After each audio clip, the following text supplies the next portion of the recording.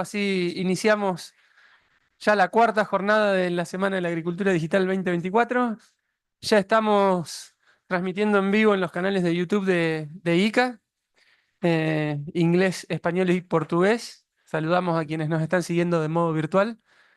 Vamos a iniciar directamente con las actividades de la mañana. Para comenzar, vamos a tener una keynote, una charla de Jenny Melo, a quien tengo aquí a mi derecha y agradezco mucho por su presencia en persona aquí durante toda la semana. Jenny viene de Colombia eh, y es investigadora y consultora en temas de sostenibilidad y responsabilidad social empresaria. Y tomando una frase que ella misma seguramente puso en su bio, a Jenny le interesa entender y abordar en la práctica las implicancias sociales de los negocios. Y eso era algo que nos interesaba mucho. Recording in progress. Sí, ¿no? Un espacio de reflexión para abordar las implicancias de la digitalización y los negocios alrededor de la digitalización en cuestiones sociales, del agro, de la ruralidad y demás. Entonces, sin mucho más que esto, paso la palabra a Jenny para que inicie con su presentación. Muchas gracias, Federico. Buenos días a todos y a todas. Es un gusto estar aquí en esta mañana. Pido a las compañeras que faciliten la presentación.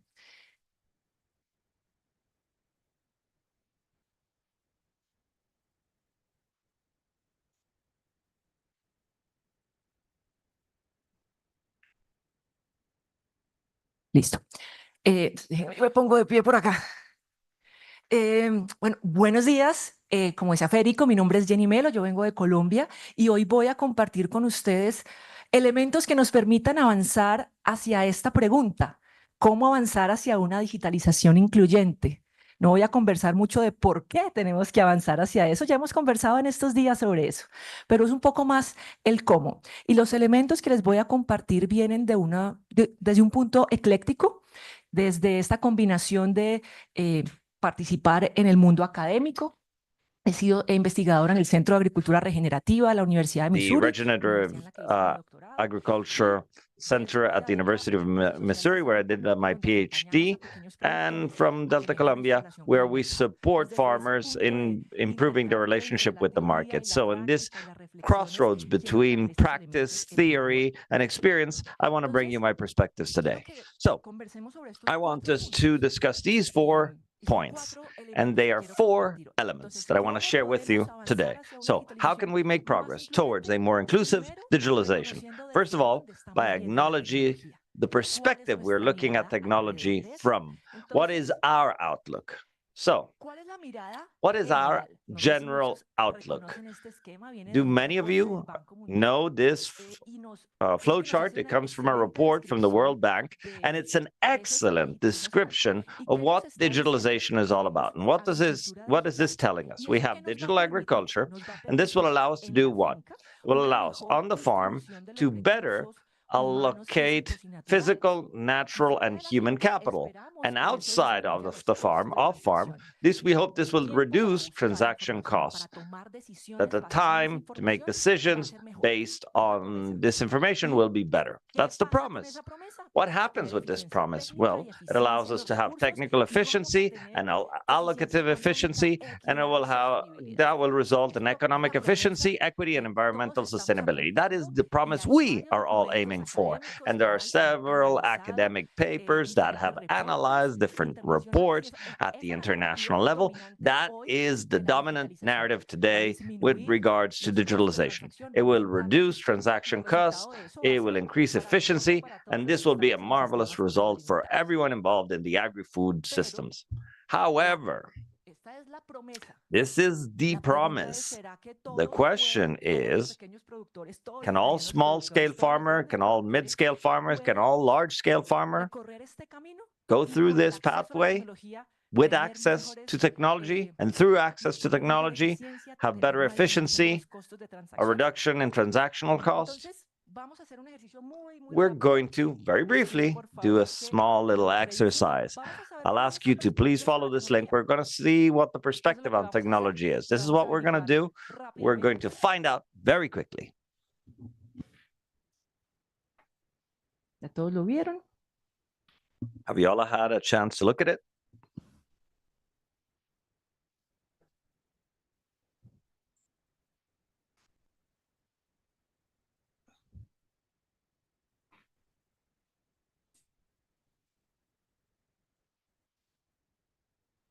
¿Listos? Are you ready? Son 3 preguntas. 3 questions. ¿Listos? Vamos a ver. Ready? Aquí le pido a Caterina que I'll me ayude ask con los Katarina to resultados help me out with the results here. para la proyección. Please broadcast them on screen. No. Nope. Dale como clic. Kind of have to click on it, I guess.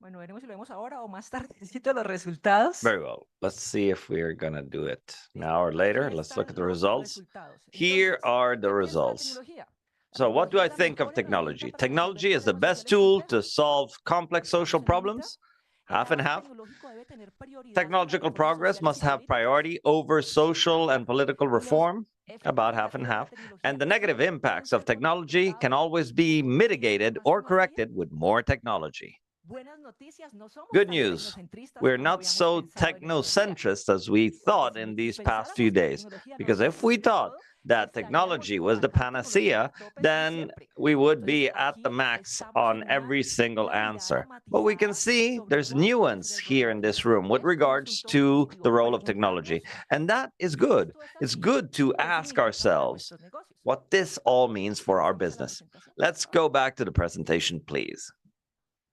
Entonces, la primera So, cosa the first para thing, pensar en las implicaciones in order sociales, to tenemos que envision hacer social nosotros y implication, nosotras first desde and dónde foremost, estamos we hablando must de la tecnología acknowledge y qué our tan own outlook on tecnocentristas, technology and tecnooptimistas how somos. ¿Por qué? Porque techno-optimists, esto how tiene que ver con la technocentrist forma como we operamos. are, because that will have an impact on the way Ayer estábamos we hablando en las interact with mesas the de world. los Yesterday, we productores, were mucho más sencillo, discussing, los oh, productores, farmers los don't keep productores a jóvenes. traceability, the farmers Casi don't igual. do this, the farmers don't do that. Tecnología no considera Well, que here it's la the same. tecnología es social, no Technology considera. developers don't Pues hay consider un technology to be tema social. eminentemente So social que tiene obviously que ver there's a cómo social vemos impact that we need y to cómo figure vemos out la how tecnología. this Entonces, el impacts the primer paso world es and reconocer how we cuál look es at esa visión, technology. So the qué tan first step is to optimista es y acknowledge our cómo own se vision, how relaciona optimistic it con is, otros and aspectos how más this sociales y más interlinks with económicos. more El social segundo and tema tiene que economic ver con roles. apertura The a otras second is formas de entender openness la to other tecnología. ways Y of aquí, understanding acá, ya lo hemos technology. conversado esta semana, And we've las discussed this throughout the preocupaciones week, por but las here implicaciones de we las need to tecnologías en cover agricultura the no son concerns nuevas, with no regards to the aparecieron con la implications of agricultura technology digital. in agriculture Esto se ha are venido not conversando new. They desde did not años. La appear agricultura ha with tenido digital otras technology. revoluciones, la revolución Technology, verde y la agriculture has revolución had de la other biotecnología, con revolutions like the Green resultados Revolution diferentes y and manifestados en other distintos lugares del mundo. revolutions in No different todos los parts of the beneficios de la world. revolución Not all verde of the fueron buenos benefits para todos of the Green los Revolution were lugares y good for territorios. all the Lo locations mismo and con la territories. revolución And de the la same biotecnología. with the Entonces, biotechnology es que revolution. esto ya lo vivimos, ya This has pasamos been por ahí. Entonces, ¿qué experienced podemos before. We've already aprender been de through la this. So experiencia que ya what can we tuvimos learn con from la the revolución past verde y la with the revolución de Green la Revolution biotecnología? and the Tuvo efectos biotechnology revolution, distintos. which Por had supuesto, hubo incremento differential en la impacts? producción, por Obviously, there were supuesto, hubo increases incremento in en los production. rendimientos, pero Obviously, there también was hubo an pérdida increase de la in yield, biodiversidad, but there was pero also también hubo biodiversity una loss. But there pérdida was also de los tejidos sociales y a una loss pérdida and destruction of de social la fabric capacidad de agencia de muchos productores and en the loss of sentido. agency for many Entonces, farmers in many esto ya locations. lo hemos So visto. we've experienced this ¿Qué in the podemos past. aprender What can y we cómo learn podemos from this, incorporar and esa how can we reflexión? include Bien, these learnings estábamos viendo entonces into what we're una currently doing? reflexión So sobre las there's anteriores thoughts revoluciones about the de prior la tecnología, revolutions pero of también hay technology, reflexión but there's also thoughts about sobre esta revolución this en current particular. revolution in Y aquí hay particular. algunos And elementos here we have a few elements, de distintas ciencias, uno por few supuesto, papers from Lawrence, different muy importante, scientific branches, a very important que paper from hace Lawrence, una recopilación de who cuáles son esas gathers preguntas what are sociales que these uno se puede social hacer. Pero hay questions that también you can otros ask textos ourselves. que But nos there are hablan de los other aspectos texts éticos de la that also inteligencia discuss the artificial, ethical que nos habla aspects of artificial de, intelligence, de la that discuss concepción de los datos the conception of data, that speak of the politics behind this, of the digital gaps, of social and ethical aspects. Many of this come from social sciences, from innovation studies, and beyond how critical or non-critical our sociologist colleagues may be, I think the important point to drive home here is that there are social implications. What all of these papers have in common is that there are social implications that we need to take into account. There are digital gaps, there are policies, there are challenges that are social and ethical, and they do not apply one size fits all for all technology, but they apply for robots or for different technology service in a differential manner. So the suggestion is, let's learn how to be open to other ways of understanding technology. We've already seen that we're not as techno-optimistic as they told us the first day, but that doesn't mean that we're encompassing social implications. But we need to keep an open mind and to wonder and say, perhaps there are other implications I've not accounted for. Perhaps there are ethical issues that I need to account for. Perhaps there are social gaps and digital gaps that I need to account for. We need to be open-minded to incorporate other ways of thinking to implement technologies that can be of use for all farmers of both genders. And these are a very critical think tank on agriculture. But one point that I think it's relevant and can lead us to think is this phrase in particular. What is the big concern of this think tank? It's that a platform technology introduced into a society that is not equitable will strengthen the wealthy and weaken the marginalized. People who are doing well will do better, and the people who are doing bad will do worse. That is the concern. That is at the heart of the concern. Is this right or wrong? I don't know, but that's the concern. And what we can do is at least ask ourselves how my technology I'm bringing forth fits into a social framework and what type of impacts it may have. I'm not saying that this is how it is, but from social science realm, the concern is precisely what is this link between the technology being brought forth and the society in which it's going to be implemented. And here, another few phrases. This week we've said technology is not good nor bad, but it's not neutral. I tell you again, technology is not neutral. It's not good nor bad, but it's not neutral either. Why? Because it comes with values, the values of who developed it, the values of who make decisions. I am here we've seen several technologies that do similar things and different business models, different logics that reach out to different clients. Why? Because who we are impacts the type of technology we develop. What we think impacts the type of technology we develop. Yesterday, I was discussing with someone over here, and he was saying, she's a businesswoman, but I think that there can be other ways of doing business.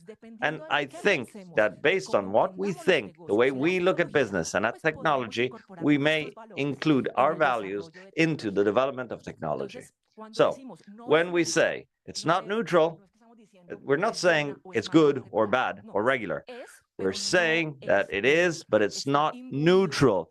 It is infused of our thoughts, of our aspirations, of the profitability we want to achieve from it. All of these values have an impact on the technology development that we are carrying forth.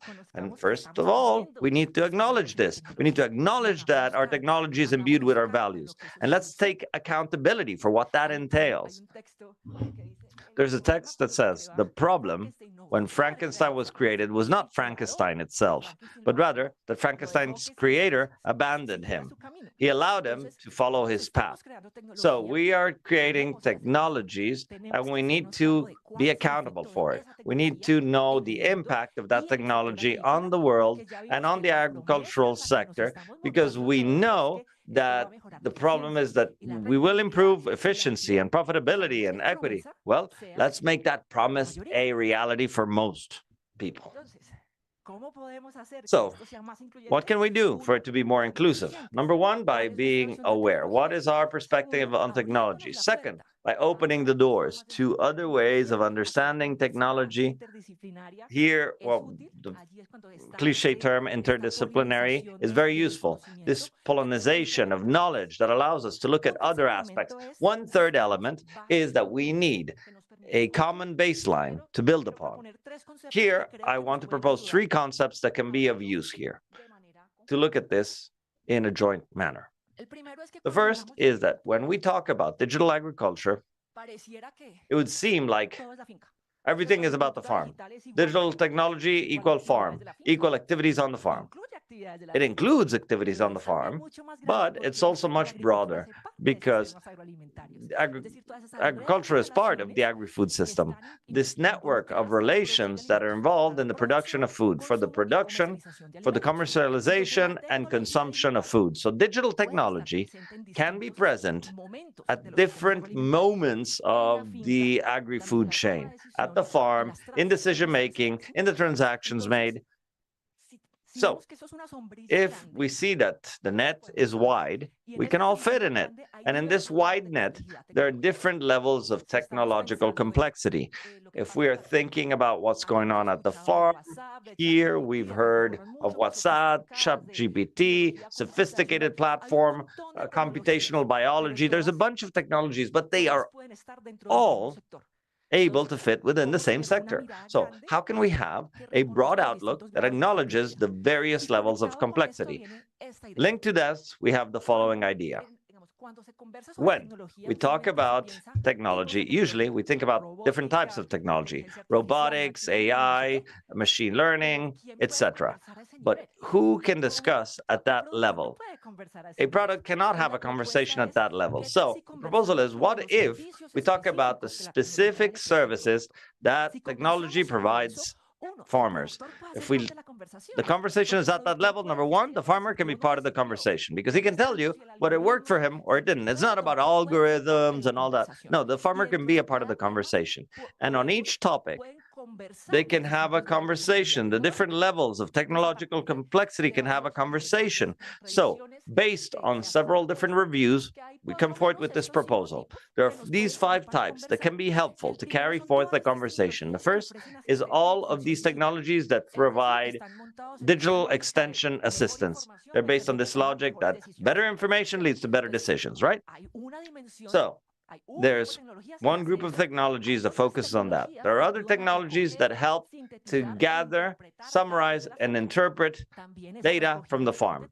That compiling of data also allows me to make better decisions, but it's different, and we'll have to see how it's different from the former. And there's another that's financial services, like the colleagues over there. There are several companies here who do that facilitate access to financial services. Why?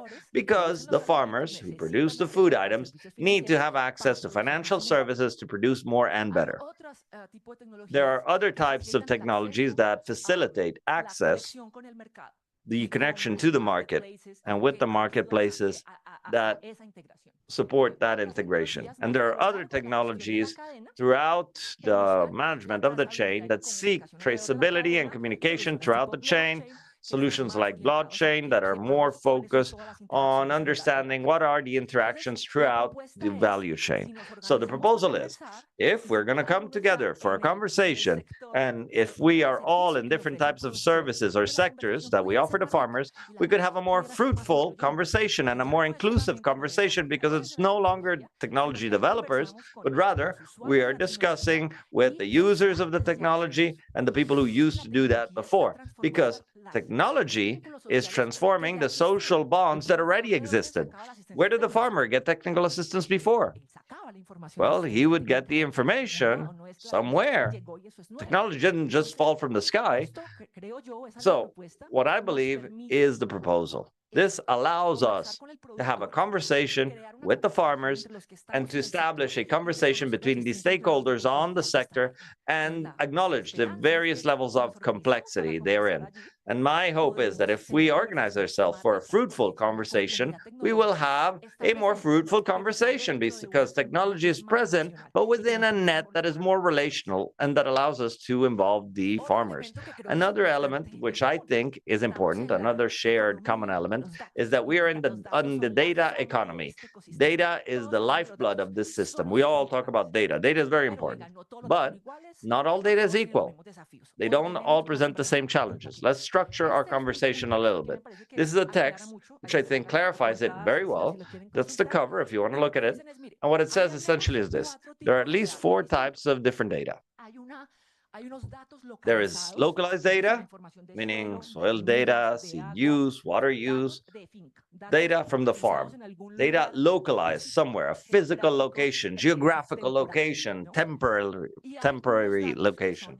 And there are other data that are imported. There's imported data, which is climate, forecasts, market, imported data for decision making. Imported data, as mentioned over here, ChatGPT gives me a recommendation, or there's a bot that gives me the market price wholesale. That's all imported data. Localized data is data gathered from the sensors, the Internet of Things that the farmers compile on site. That's localized data. Exported data is data that is shared with others. And ancillary data is like those large-scale statistics that are rearranged and recombined. And that's important because challenges are differential.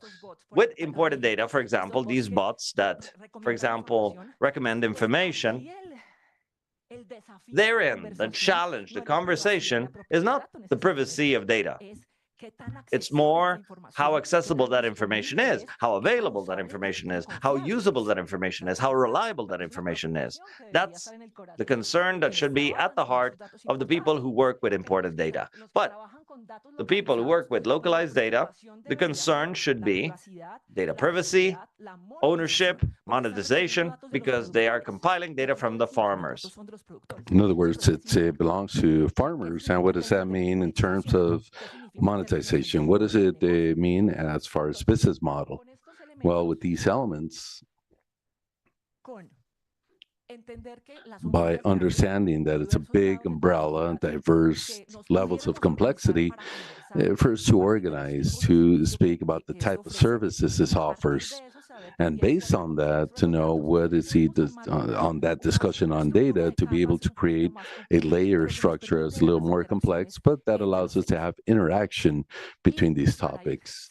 And to close off, what's another element that will allow us to start thinking in this dimension is to acknowledge which are the social issues and which affect the business. So based on this research I performed, this is the way I organized it, which I think makes more sense for business. There's two greater questions when we speak about social implication. One is access, that's a different discussion. The other one's governance. Access, we have discussed all these days, who is included and who is not. And then governance, who governs these technologies and how. And these are two separate discussions. So what's the temptation when we think about access? There's no internet. We need internet, and with that, technology or digital agriculture technology could be implemented. What we need is internet access to build that bridge to fulfill the promise of digital technology. But it's not that easy because the digital gap is the first gap. We're just scratching the surface when we say there's no internet. Of course, that's an obstacle, and we have to develop that, of course. But there are other questions. And in the access dimension, these are the questions we can pose as entrepreneurs, is how the current infrastructure supports that access and how far, or how my solution can cover these access gaps. Some systems are capable to adapt to that, to generate that. And so access is resolved in this case, but this doesn't resolve all the issues. In access, there are other gaps like gender. We know that rural women have a different access to all types of rural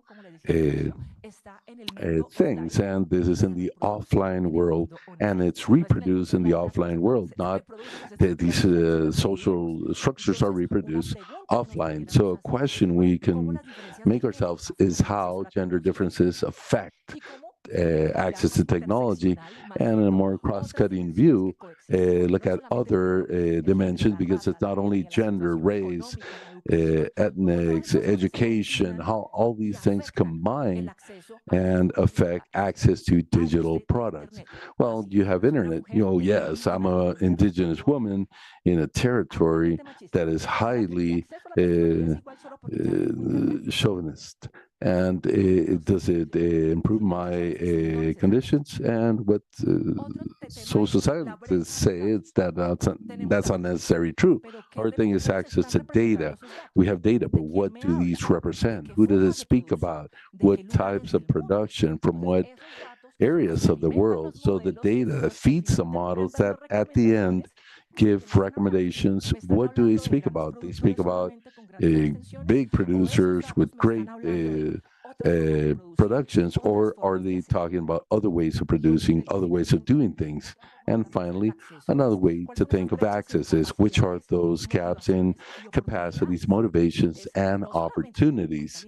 So it's not only a lack of internet. Let's say we have that, but then there are skills, interests, and opportunities to for that use. And a proposal that comes from what we do in Huella Delta in practices that we have found with the support to small producers, over 200 organizations, is that if there's no relationship with the market that helps and motivates to develop that technology, you won't do it because there's no motivation. And in this regard, what we establish is these market dynamics that exist, the different segments, trends, and niches.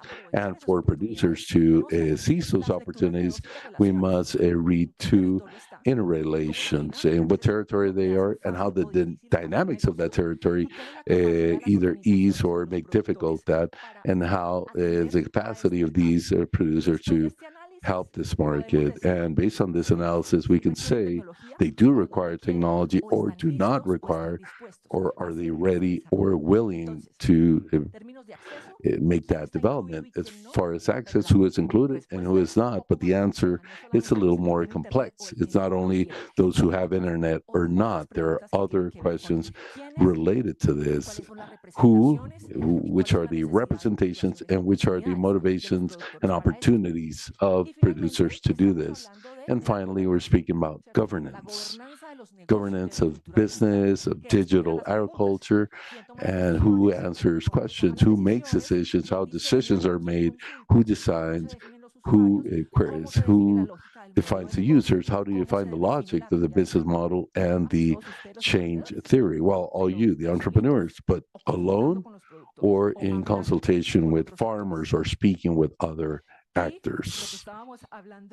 And what we were discussing yesterday is regarding the business models that we imagine. Do they have to be unicorns? Will they be disruptive and reach uberization? If we say yes, well, that's fine. But what does this imply? What's the implication of a business model that wants to sell 40 million a year? What does a business model, what must it do? And who will it serve? If we don't ask ourselves who designs technology and who it serves, we won't be resolving the issue of who that technology is reaching and which could be the implications. So there's a matter of access, which is a separate discussion of when I'm going to design technology, how do I make it accessible? And on the other hand, the business exists and what questions should I make? What's the business model? Where is it located? Who it sells to? And which are the results? And to close, what can we do? Well, we can pose more questions, more and better questions that will allow us to see social matters. And as some colleagues reminded me, is that the social part is not only to say I fulfill social issues, but it's related also to the business. And in a world where investment in the sector is a little difficulties here, so having a specific vision of how I manage social, environmental, and governance issues can give me a different market access. So this is a difference that allows me to speak with other types of investors. And to finish, and this will be presented tomorrow in more detail, there's an approach called responsible innovation approach, which has four dimensions that can help us think. One is anticipation. You asked what could go wrong with the, did you ask yourself what could go wrong with the business, go wrong with the data or the users? By thinking of this, I don't want to be fatalic view, but it helps us to be ready and to improve the business model. We have a reflection to think about what our motivations, our assumptions, our standards and values. So let's make these transparent. Show these. I'm not saying there's one value better than the other, but let's show them for business to be coherent. Inclusion also, who is included in the questions, who do I ask, who am I thinking about, and also what capacity do I have in changing, in pivoting, changing direction, and respond to needs of society, which can change. The proposal is that this responsible innovation approach can help us do better business, can help us have a much better proposal, more connected to the challenges of the farming sector. And what other thing can we do, entrepreneurs, universities, policymakers, to act at our scale? We can all do something for digitalization to be more inclusive. We're all in a position to advance this discussion at micro level, the entrepreneur, the researcher. So let's learn more about the concept of responsible innovation and how we can apply it. Let's document the impacts. Let's have alliances with universities, with researchers. Let's have case studies to allow us to understand how each technology operates and develops in different contexts. And let's think about what digital services can respond to the patterns of inequality that currently exist, which those can be at the meso scale. We can think about sectorial agendas, which consider where this is going, and the logic of type of services can be useful also to promote investment priorities and promote and consolidate innovation schemes, and at a more macro level have regulations on copyrights and data ownership that are useful and sufficient and protect everyone, including small producers. And in general, and I want to say by with this report, a report from a couple of years ago, it says digitalization of agriculture is inevitable. It will happen no matter what, and it's happening. What we don't know is how dynamic and inclusive it will be. The trajectory, speed, and impact of the process will depend on the actions that are deployed in the public scope as well as private to promote it. So our opportunity to be part of this discussion, to build together that this inevitable digitalization to be more inclusive and more beneficial for all. Thank you very much.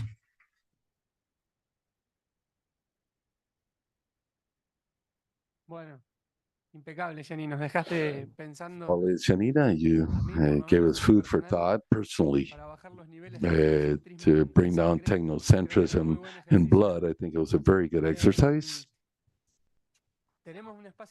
We have now an opportunity for questions and have a debate. Jere, while we take the microphone to Jere, I want to greet Marco Zapata, head of cabinet AICA, who just came in. Jenny, thank you very much for that presentation. Very good, very interesting. I was taking a couple of pictures to then see more in detail some of these slides. Two things, a brief comment for a public defense of unicorns. Well, many times you think about these are very disruptive businesses and create disruption, but they create, and therefore these are businesses that have such penetration. Thinking about Airbnb, for instance, that generated that transformed the real estate business and all that, but it could have also generated greater income sources for small families or for the grandmother who had as their only capital an apartment, and now with Airbnb could have a better retirement. This happened a lot in Buenos Aires with several negative implications from a different perspective, but not necessarily by generating destruction. You are oblivious to the positive and why these models grow so much and have such great penetration. That's my public defense to create a little polemic. And then you spoke about the lack of public goods, governance issues, and I thinking in more of an ecosystem, what incentives or disincentives do you see that currently exist for entrepreneurs to not for entrepreneurs to not have greater offer of AgTechs or digital solutions with this inclusive perspective that you propose? I was thinking about financing, of course. I learned about several cases of very interesting companies, very interesting, that had received grants, one, two, three grants, and then they were cut off from public funding or multilateral, and this business had to recombine to something else to seek other grants. So these end up being initiatives that are just following grants. Could that be overcome? What could happen with that?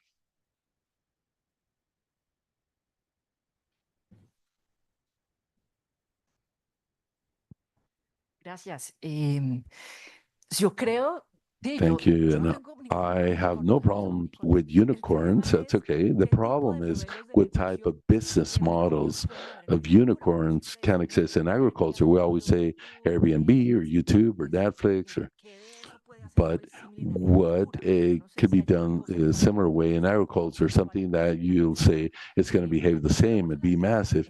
And here I believe in applied research. So it'd be great if we perform an analysis of the various business models that exist to see what impacts they have, what reality, with case studies identifying the impact.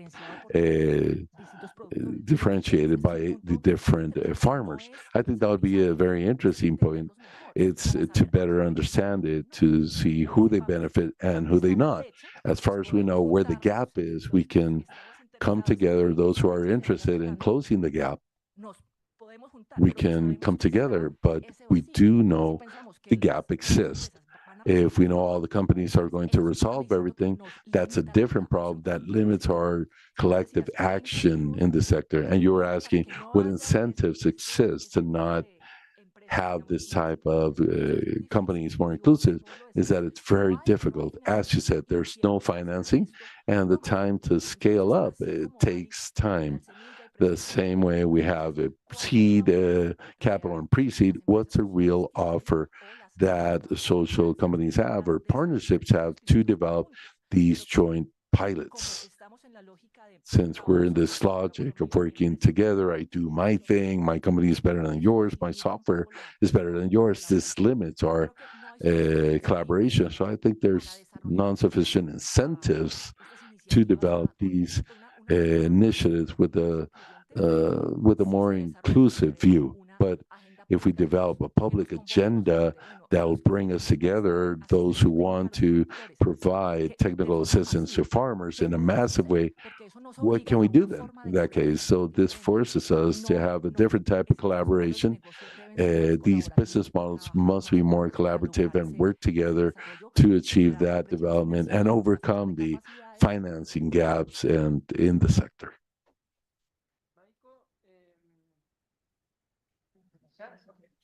Vamos a tener Andrea,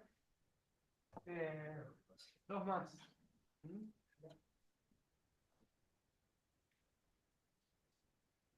Hola, ahí está.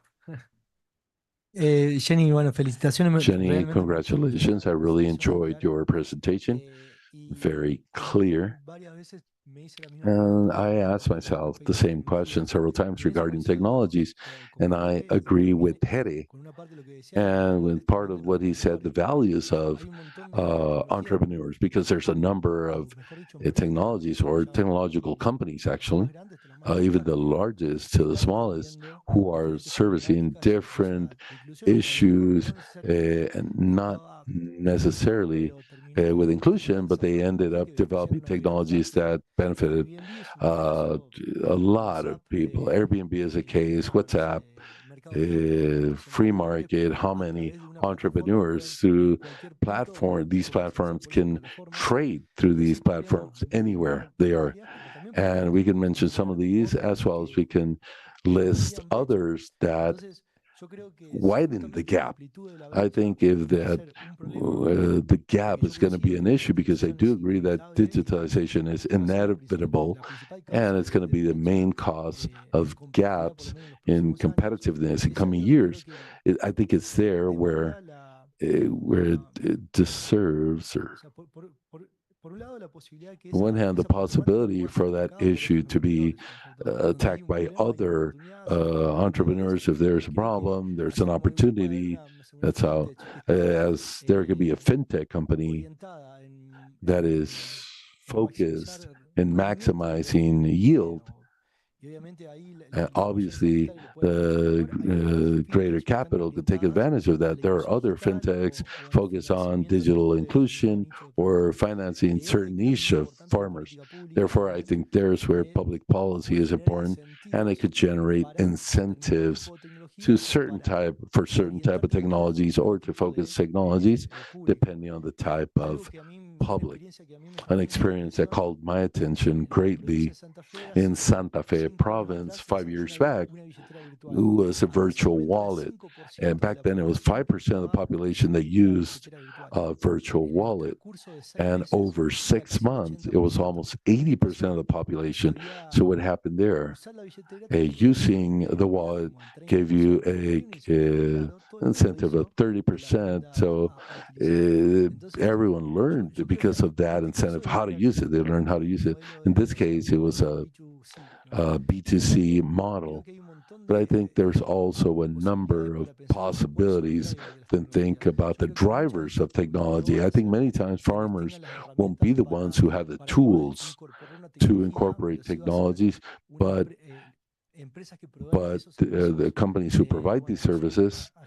Yesterday we saw some of these, but there could be companies that provide these services, extensionists or advisors, and I think it's there where public policy is quite necessary to anticipate all this, to plan all this in the best way possible. Otherwise, it's very likely that these gaps will appear. Thank you. Because of time constraint, and since we have several who want to ask, I think we have Adriana, Ivan, and Andrea. I ask you if you could be very precise and concrete in your comments. We'll have these 3 comments or questions, and then Jenny to close. I wanted to add to clarify something from what I understand of what Jenny says. Once again, it's not about it being black or white or yes or no, but there's a number of actions and nuances. And I don't think you're saying that unicorns no, but it's all of us, and between all of us, we must achieve something.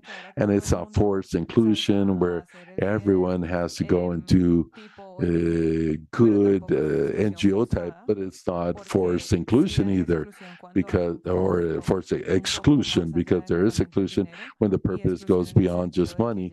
Inclusion, but exclusion when there's synergies and attitudes, like someone says, no, hippies. It's not about that.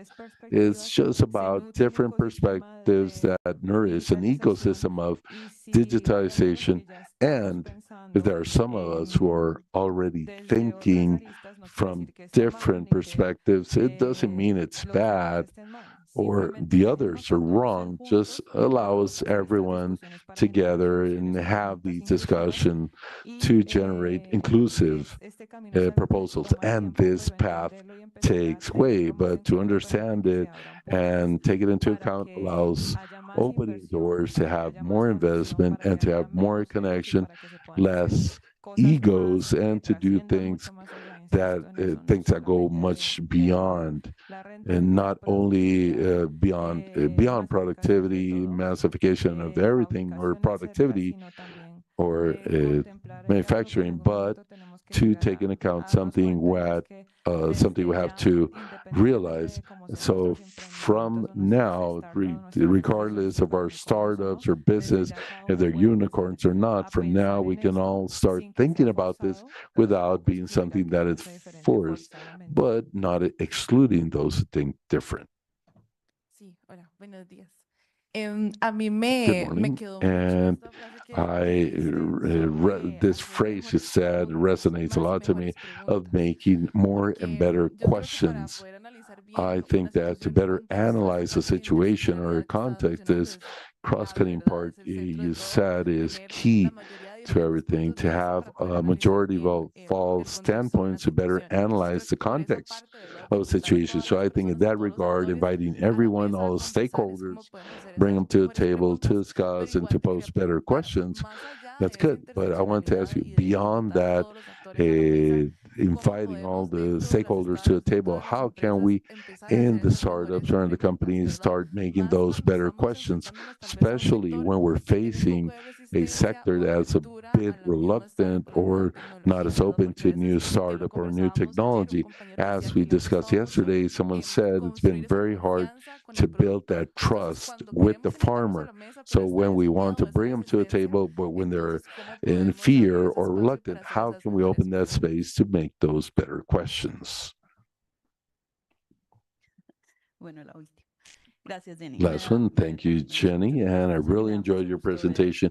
And I'm very happy to see these topics are brought forward. I want to ask you about incentives. We know they don't exist, but I would like to know if you have started thinking of which could be the those incentives, more specifically for AgTechs, incentives for the public sector to start thinking in enabling this space and to start answering the question, how do we ensure that digitalization is inclusive? One thing is start creating awareness, which is step zero, but the next step, do you have any ideas for the next step? I don't know if you have thought about the how. Thank you very much for all these questions and for all the comments. Briefly, yes, what Ariana says, yes, true. Openness, yes, open to everyone. Those who are more social focused, public, private, everyone. I think the question is, how do we connect with a superior purpose, which is achieved for digitalization to allow inclusive development for everyone? We all agree that's something desirable. If we start from that fact, we can work connected based on that purpose and acknowledging there's diversity, multiple business models, ways of doing things, and that together we can learn more.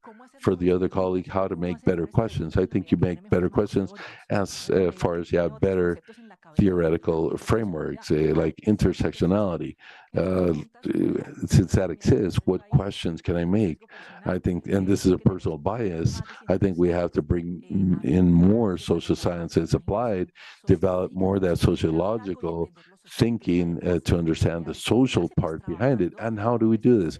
Working with applied researchers and not being so afraid of the social, because social is part of what we do. And the better we understand it, better business we can make. And back to what you said, and the social does not come, and I include you, is in this social relationship, there's a background of what was your experience before with other AgTechs that worked with you. Was it a bad experience? Okay. Do you think that will influence the relationship with the current AgTech? Of course.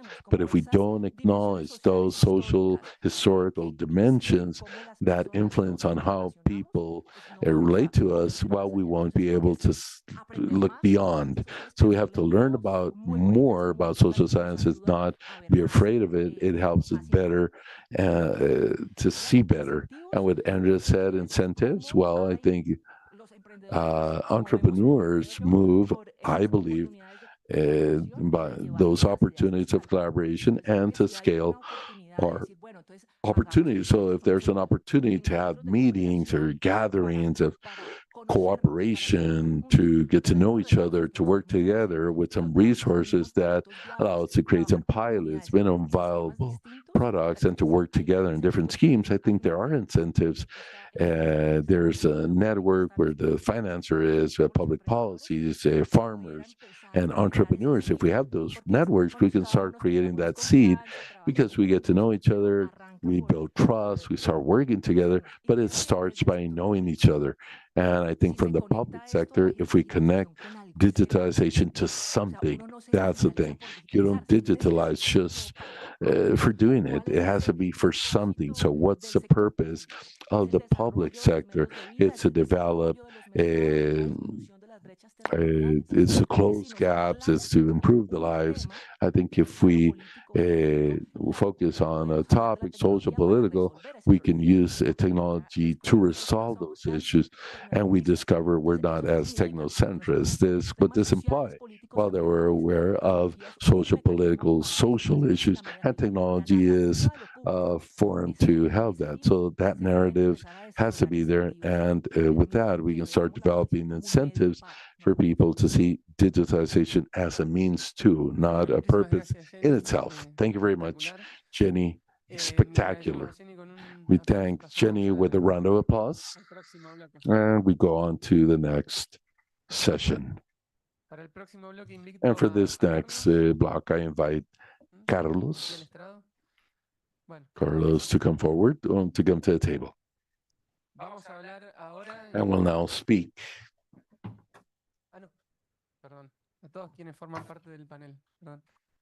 See who's part of the panel. We have Emma, Rebecca, and Franco.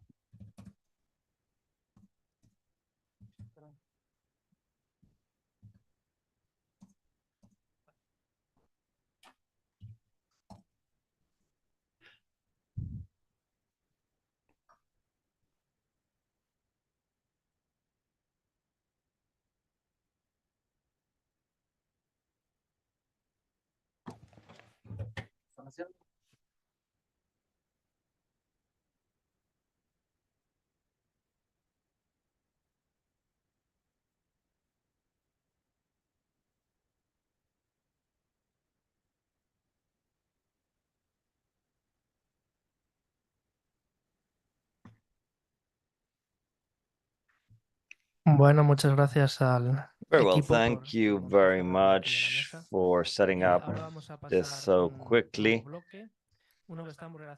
And there's a new block based on Jenny. It's related with youth and the agri-food systems, and it connects very well with the topic of inclusion. Very well, what this block proposes through different experiences and panelists who will explain the experiences they've had with the youth in the field of digital agriculture, and to have different outlooks as well. As Jenny was saying in the previous presentation, intersectionality also impacts youths. There's not a single type of youth, there are multiple youths. For example, a young man in the big city with access to a university and financial centers and technology centers, that's a very different type of youth than a rural young man or woman where they don't have the same level of access. So we'll get to know several different experiences on how to integrate this perspective. And as you can see, there's several of us around this table. I'll introduce the people as they make their interventions. And as of right now, I ask our first guest, Federico Overt, who's quite well known already. He will make a brief intro to this panel. Thank you very much. I think that everybody knows me too well by now.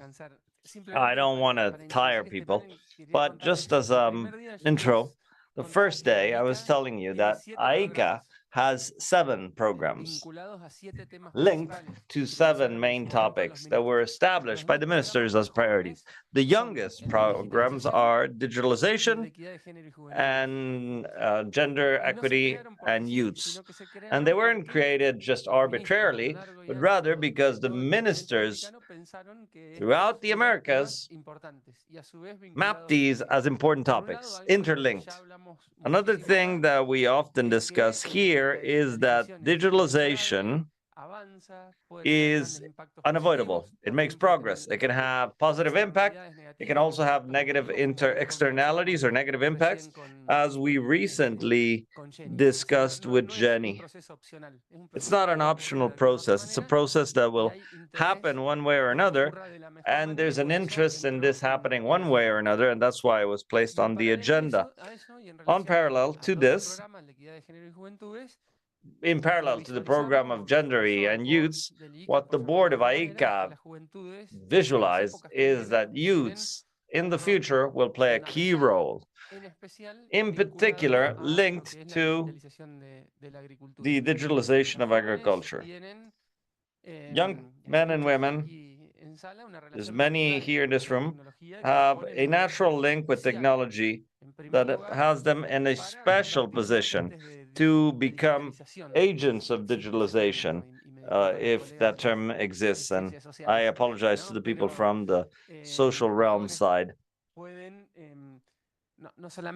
But young men and women, because of their natural link with technology, can be the people who introduce technology and the people who train their families so that they may use these technologies, not just in the agricultural realm, but in their daily lives.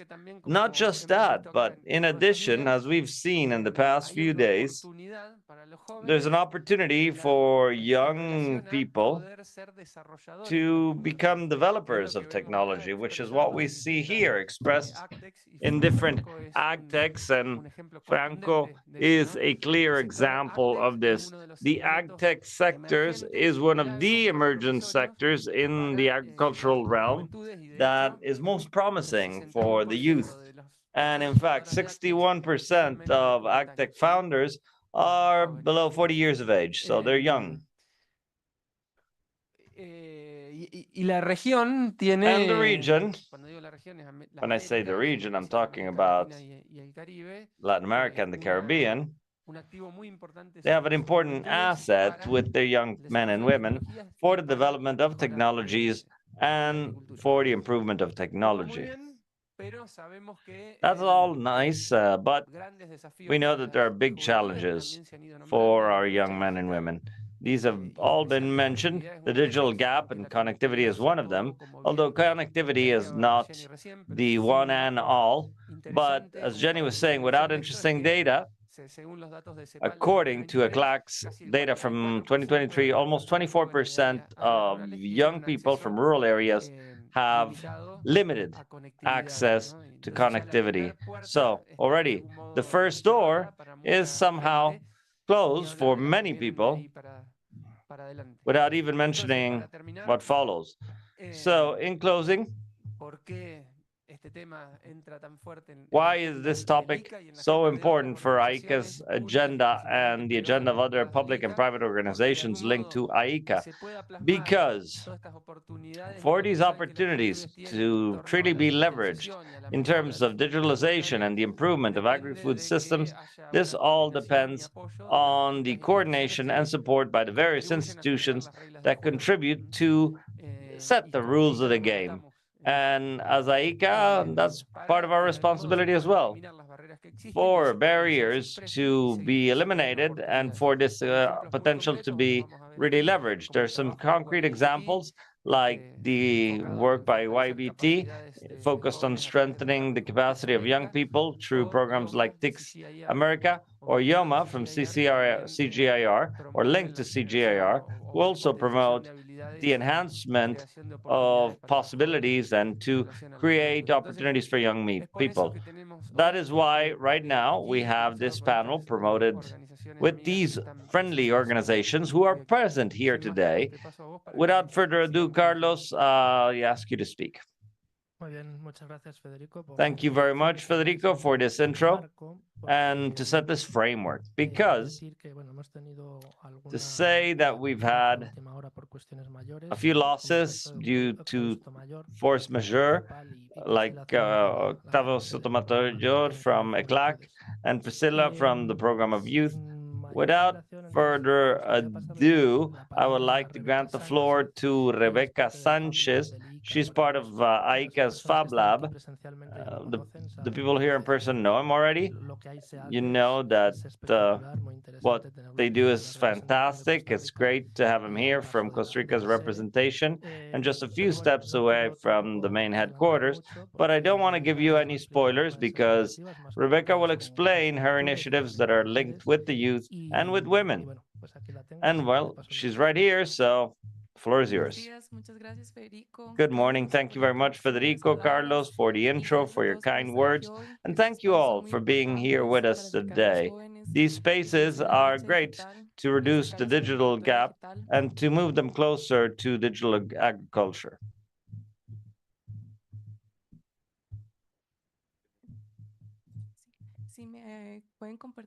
Can you please share my presentation on the screen?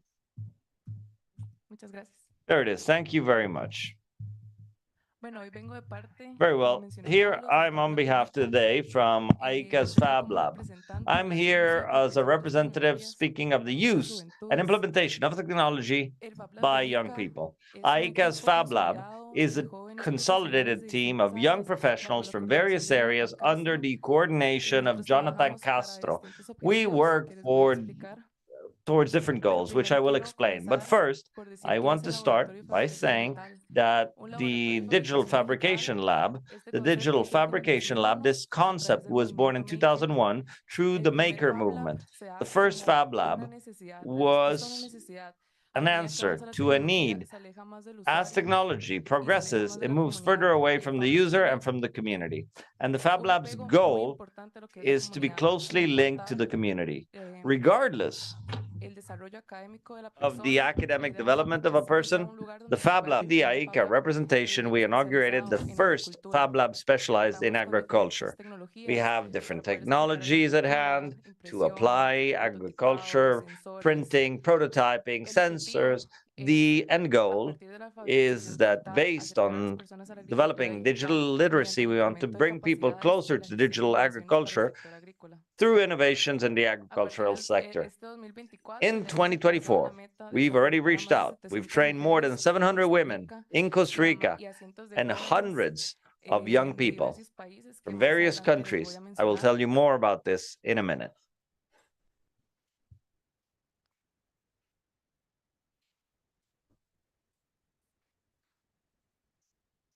Ahora sí. Bueno, primero, ¿por qué es necesario que los jóvenes First se of all, apropien de la why tecnología? is it important for young men and women to implement technology? We at the Fab Lab, we believe that it's best to learn by doing. Technology is not some virtual course. It's not a PowerPoint. People need to be close to technology, need to use it, handle it. They need to take it apart and learn how it works.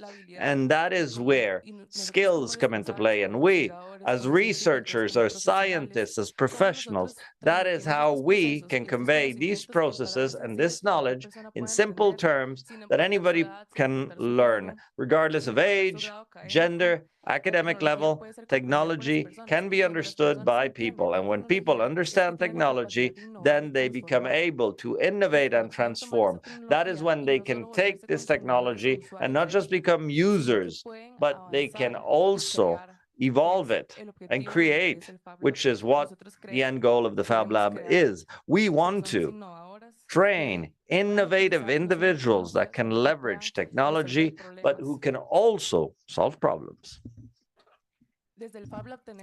At Fab Lab, we have two initiatives that make young people take ownership of technology.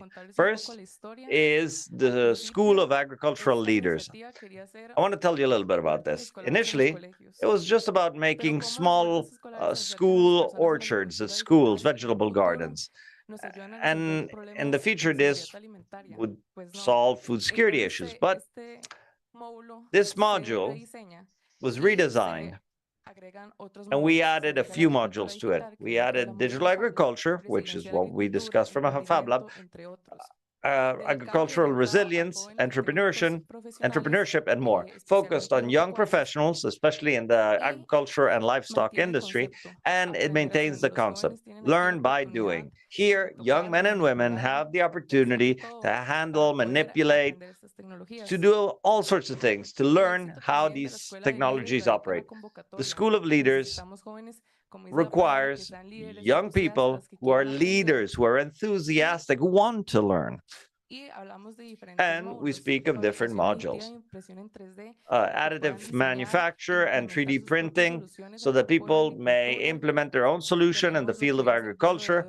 We have drone piloting, but also operational security, maintenance, law per country. We also look at electronic prototyping using Arduino software, and they get to understand how the prototyping process works. It's not just connecting a LED light. It's not just connecting an LED. We can even explain what an atom is so that they can understand exactly what they are doing, so that they can then replicate it, and so that they can then transform it. Since 2023, we have trained 100 young men and women in Honduras, 100 in El Salvador, and 200 in Costa Rica. And October next, we're heading south to Pérez Celedón to train 90 more young people. This has been an integrated effort of several AICA sectors to train these young men and women. Another initiative is the Female Rally for Geospatial Technologies. It was born in 2019 together with the Fab Lab. The aim is to reduce the digital gap, especially to reach out to women in rural areas in this country. We reach out to these women. We don't wait for them to come to us, but rather we take these technologies to where they need them most. Initially, we thought, let's just work with young women, 18 to 35, but we've been broadening this. We've had girls as young as 14, we've had ladies as old as 80 learning about these technologies. And we have no limitations on this. Honestly, anyone can participate in these rallies, but they have to be enthusiastic, they want to be willing to learn. We've had young men and women who've never put their hands on a computer because they never had access to it, but in 3 days after learning these modules, they're already implementing geospatial technologies and creating prototypes. Unlike the School of Leaders, the Female Rally has the aim of creating a minimum viable product, to create a prototype that solves a problem for their communities. Through a commitment that we undertook with the Director General last year, we trained more than 500 women, and this year we've almost reached 800. The methodology for the rally is something that most certainly gives us great success, because we implement stepmothers, young women, teaching other young women, basically. And this creates a very safe space for learning so that they can empower themselves and learn of these new technologies. These young girls develop prototypes, early warning systems, fire alert sensors, flood alert sensors, infinite possibilities. And we've had many experiences with these rallies, with so many young women that we've reached out to. We've worked with indigenous women from the southernmost part of the country. We have traveled from the southern Pacific to the Caribbean to reduce this digital gap. But, well, one of the most important and relevant experiences that we had was the female rally with NASA Servir. This happened last year in November. NASA Servir has several platforms for advanced geospatial platform for the monitoring of agriculture and for the monitoring of water resources. This rally had a different call to action. 100 women already specialized in agriculture, natural resources. We invited agricultural engineers, geographers. We also extended an invitation to a group of young men and of young women who were 14 to 16 years of age, and their mothers as well. and they joined us as well. And they, of course, created something that even the creators of the platforms themselves and the NASA Servir guests were surprised by. They really broke down barriers in just 2 days. High school level girls who had never had experience with geospatial analysis created prototypes, functional prototypes, that surprised everyone and that were truly inspiring. And that begs the question, are we limiting young men and women by not training them on these skills from a young age? Under what framework can a young girl, 14 years old, can solve food security problems by implementing geospatial technology? There are very few spaces for them to be able to do this, but the potential of these young girls is enormous, and they can innovate, and that is why we must not limit ourselves on topics of age or gender.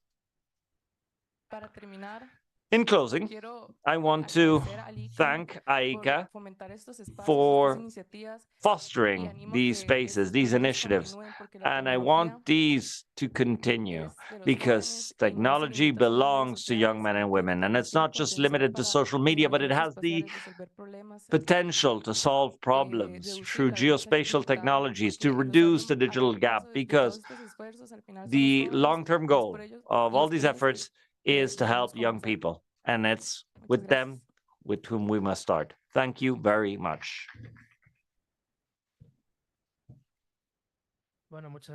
Very well, thank you very much, Rebecca, for providing us a glimpse of everything that you do at the Fab Lab with youth and with young women and with the population at large.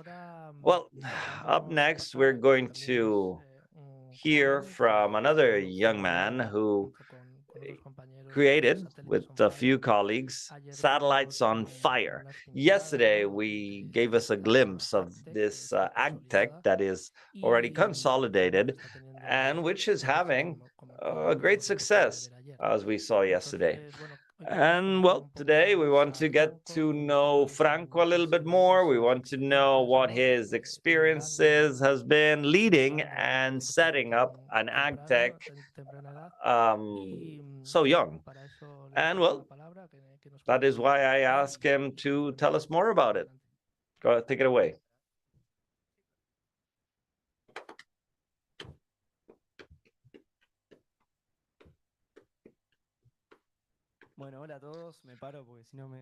Good morning, ladies and gentlemen. I'll stand up, but otherwise I'll feel weird by sitting down. This presentation will be a bit more casual with regards to my pathway as an entrepreneur and my learning experiences. I was told to address young people. I don't know how many young people are in this room, percentage-wise, but I invite you to understand that youth is within you. It's a state of mind. It's psychological. It's not based on your age.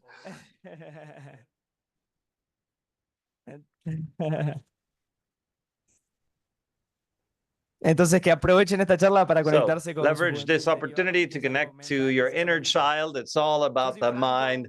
My name is Franco. I'm 20 years old. I'm from Buenos Aires, Argentina. Personally, I did tons of stuff. I'm very restless physically and mentally. I did magic tricks. I'm a bartender. I served lots of stuff. But since we're in the agricultural alums, I'm not going to tell you about my gym classes, but my path as an entrepreneur, as a young man, and a few lessons learned that I had along the way. Brief spoiler, for those of you who didn't hear it, Satellites on Fire is an early warning system concerning forest fires that uses satellites, cameras, sensors for detection, and AI. Today, it's been implemented in 15 different countries. It's been financed by organizations such as MIT and the UN. How and why did we start? In our 16 years of existence, well, more than 4 years ago, I had family and friends who lost their houses because of fires that happened in Argentina. We wanted to do something about it, and we were in our school in a technology class, and there was a motto that was similar to Fab Lab, which I really loved your story about learning by doing. And each year, a different technology project was part of the curriculum. We could do it on whatever we wanted, a game, web design, whatever we wanted. But at that point, we saw the problem that existed not just in Argentina, but worldwide with regards to fires. And we wanted to do something to solve it. For 4 months, we focused on developing a solutions that essentially processed satellite imagery and displayed them on a website. It was 4 months of effort. During the pandemic, we were all programming to achieve this solution.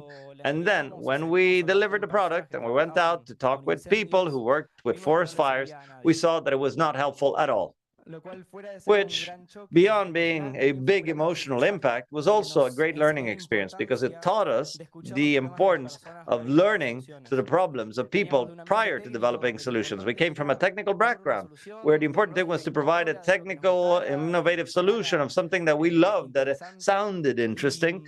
And if we think about it, successful companies nowadays are generally successful because they responded to a real problem, a real need from a real group of people. And that changed our paradigm and the way we acted. We, after that, discussed with hundreds of people who worked in firefighting so that we wouldn't repeat the same mistake. We continue working.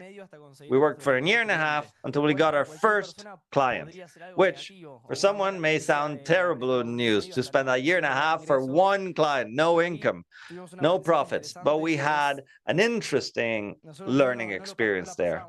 We weren't having a bad time. We were enjoying it. We were enjoying the process because we felt it was like a sort of game, what we were doing. And there's a phrase that says, do what the other people see as work, but you see as a game. And I think it's very important in your entrepreneurial pathway for this path of perseverance to be a path that is enjoyable to you and that it's not a burden, but rather that you focus on the process and on the process beyond results. A few months went by, we started college. In my case, I studied engineering in AI, and I realized something that was very interesting that was happening by being a young entrepreneur, and that it's a fantastic time to get to know yourself.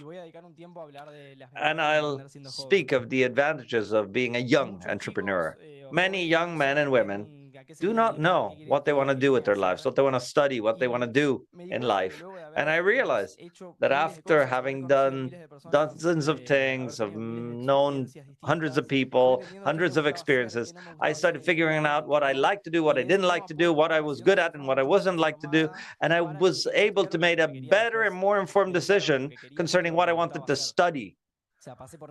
I went through thousands of areas: development, product, sales, financing, legal, thousands of things. And along that pathway, I got to know myself. And to do that at an early age is very important for the rest of your life. In addition, we have a more open mind, generally speaking. We're more open to feedback. Therefore, it's easier for us to understand the problems of other people without mental limitations that perhaps you develop later in life. And in general, we also have less responsibility, and therefore we can take more risk. Months went by, we went into an acceleration program, which essentially was about to get investment rounds going.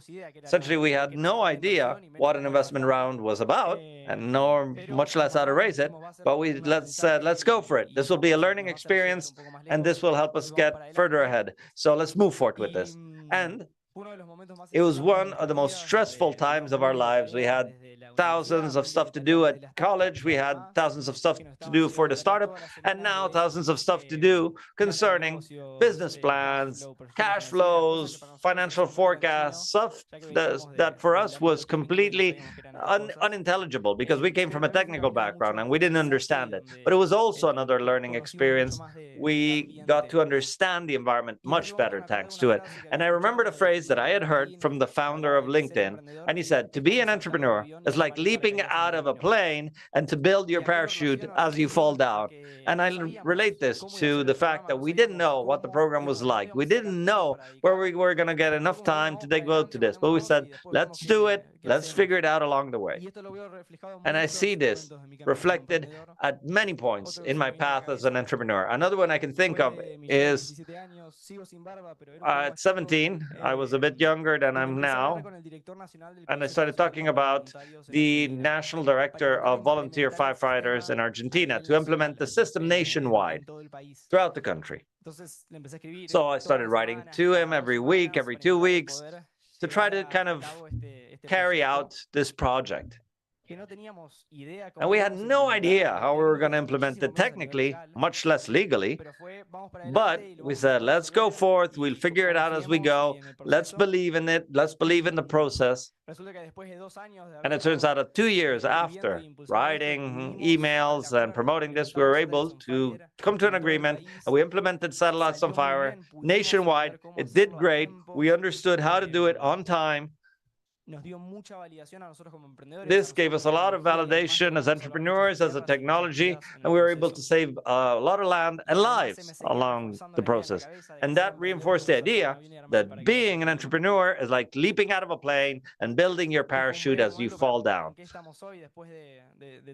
Where are we now after this process? After 4 years, Satellites on Fire has got rounds of investment for $700,000, like MIT, UN, TechStars. The team grew. It's 13 of us right now, highly motivated because we're resolving an important stuff.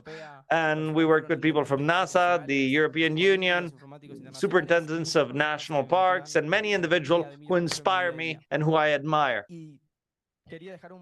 And I wanted to take a minute to tell you what motivated us along the way, connected to entrepreneurship with an impact. Entrepreneurship is having an impact on the lives of people or the planet.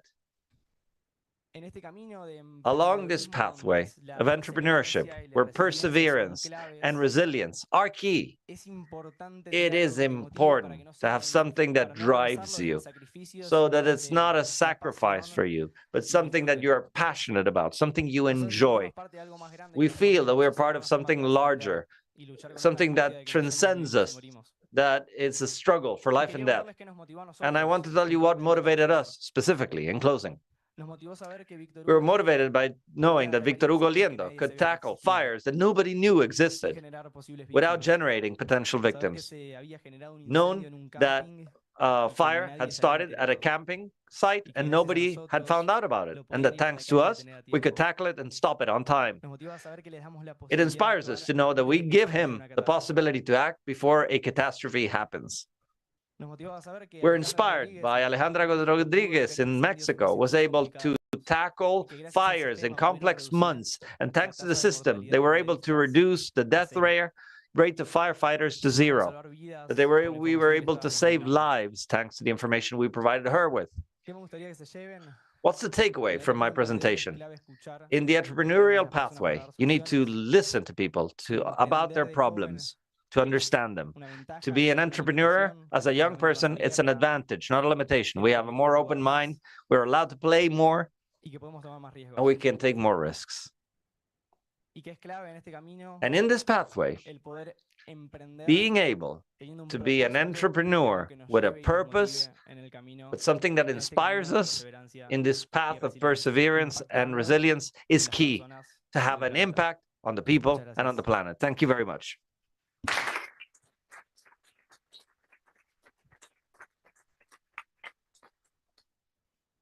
Bueno, muchas gracias. Well, thank you very much, Franco. Very inspiring and motivating your lecture, and you give us a very important lecture and of the capacities that youth has that we might have lost throughout our experience. And thank you very much once again. Great team.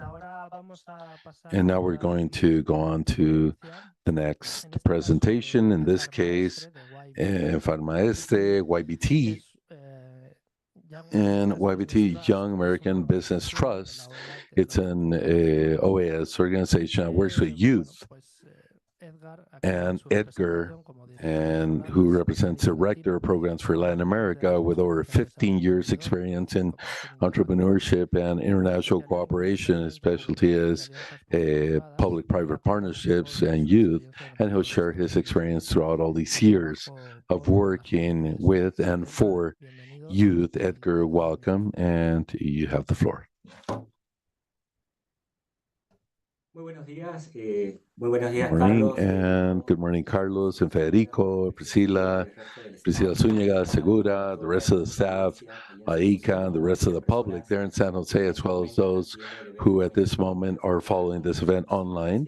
It's a pleasure to be here, and thank you for this opportunity, and congratulations for the great work you've done to take forward this week of digital agriculture work week and ready for my presentation. I know it's a few minutes, and I'll try as much as possible to not extend myself, but at least to cover all what's necessary for our public to learn a little bit more of what Young America Business Trust is doing to support our entrepreneur youth in the region.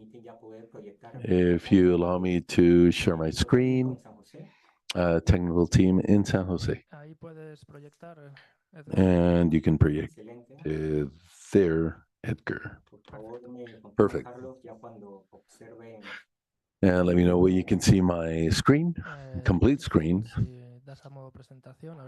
Perfecto, ahí se ve. Perfect, we can see it. Very well, and thank you very much, Carlos.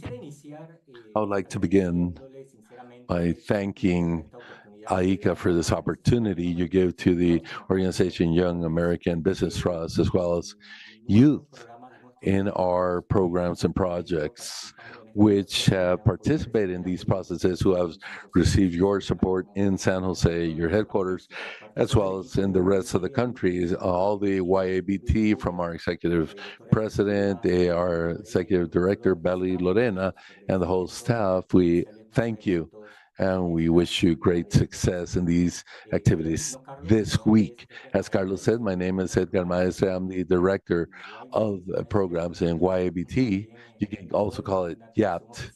There's an official translation in Spanish, Young American Business Trust. And today I'll be presenting who we are, what we do, and why we do it, and how you could benefit as an entrepreneur youth from the different programs we develop for youth, youth who have startups, and youth who's creating participation spaces in your countries to have influence in public policy. And this is a topic we have discussed this week since Monday with several speakers you've had from CAF, ECLAC, AICA, and other organizations have spoken about the design and improvement of public policies, but I don't want to be repetitive.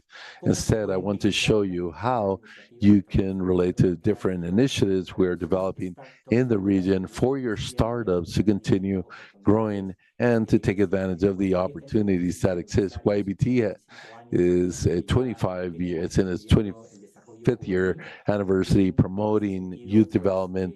And in this regard, I want to mention that we were created 25 years ago as an international nonprofit organization that works in cooperation with the OAS, Organization for American States. It has the objective to promote economic and social development of youth in the Western Hemisphere and other parts of the world, with the main tools being entrepreneurship, innovation, and leadership, for which we develop and implement a number of programs, projects, and initiatives that seek to provide youth the tools and knowledge, but something very important, which is support networks at local as well as regional level to support them in the various stages of the business process, from an inclusive standpoint, also supporting social startups, but also with the competitiveness focus, supporting those startups with high potential growth in various sectors, and of course in the AgTech area also, and digitalization specifically. This is something we have been supporting, that where we currently have several startups that are going through our process of acceleration and we were able to showcase this in the Youth Day, where we have a contest on talent innovation of the Americas. I'll speak in the next slide regarding that program. And before that, to better understand the work of how we do it, and for this, we have 4 areas of focus or 4 work areas. I want to mention that in 25 years, we have benefited around 100,000 youth in 75 countries in different parts of the world. And we work with leadership. We also work with business skills and training. We also work with innovation skills and strategic partnerships and resources. And we don't do this alone. We require various strategic partners. I would like to take this moment also because Digital Agriculture Week 2024 also gives us the opportunity to learn more about the trends of what is happening in digitization, but also as far as digital transformation. And we can observe that Latin America and the Caribbean is one of the few regions in the world that has the greatest agro areas still non-exploited, which can represent a market opportunity. It's also very important to consider data that Latin American region represents 16% of exports as far as the agro sector in the world, according to various international data sources. But you can find at the Economist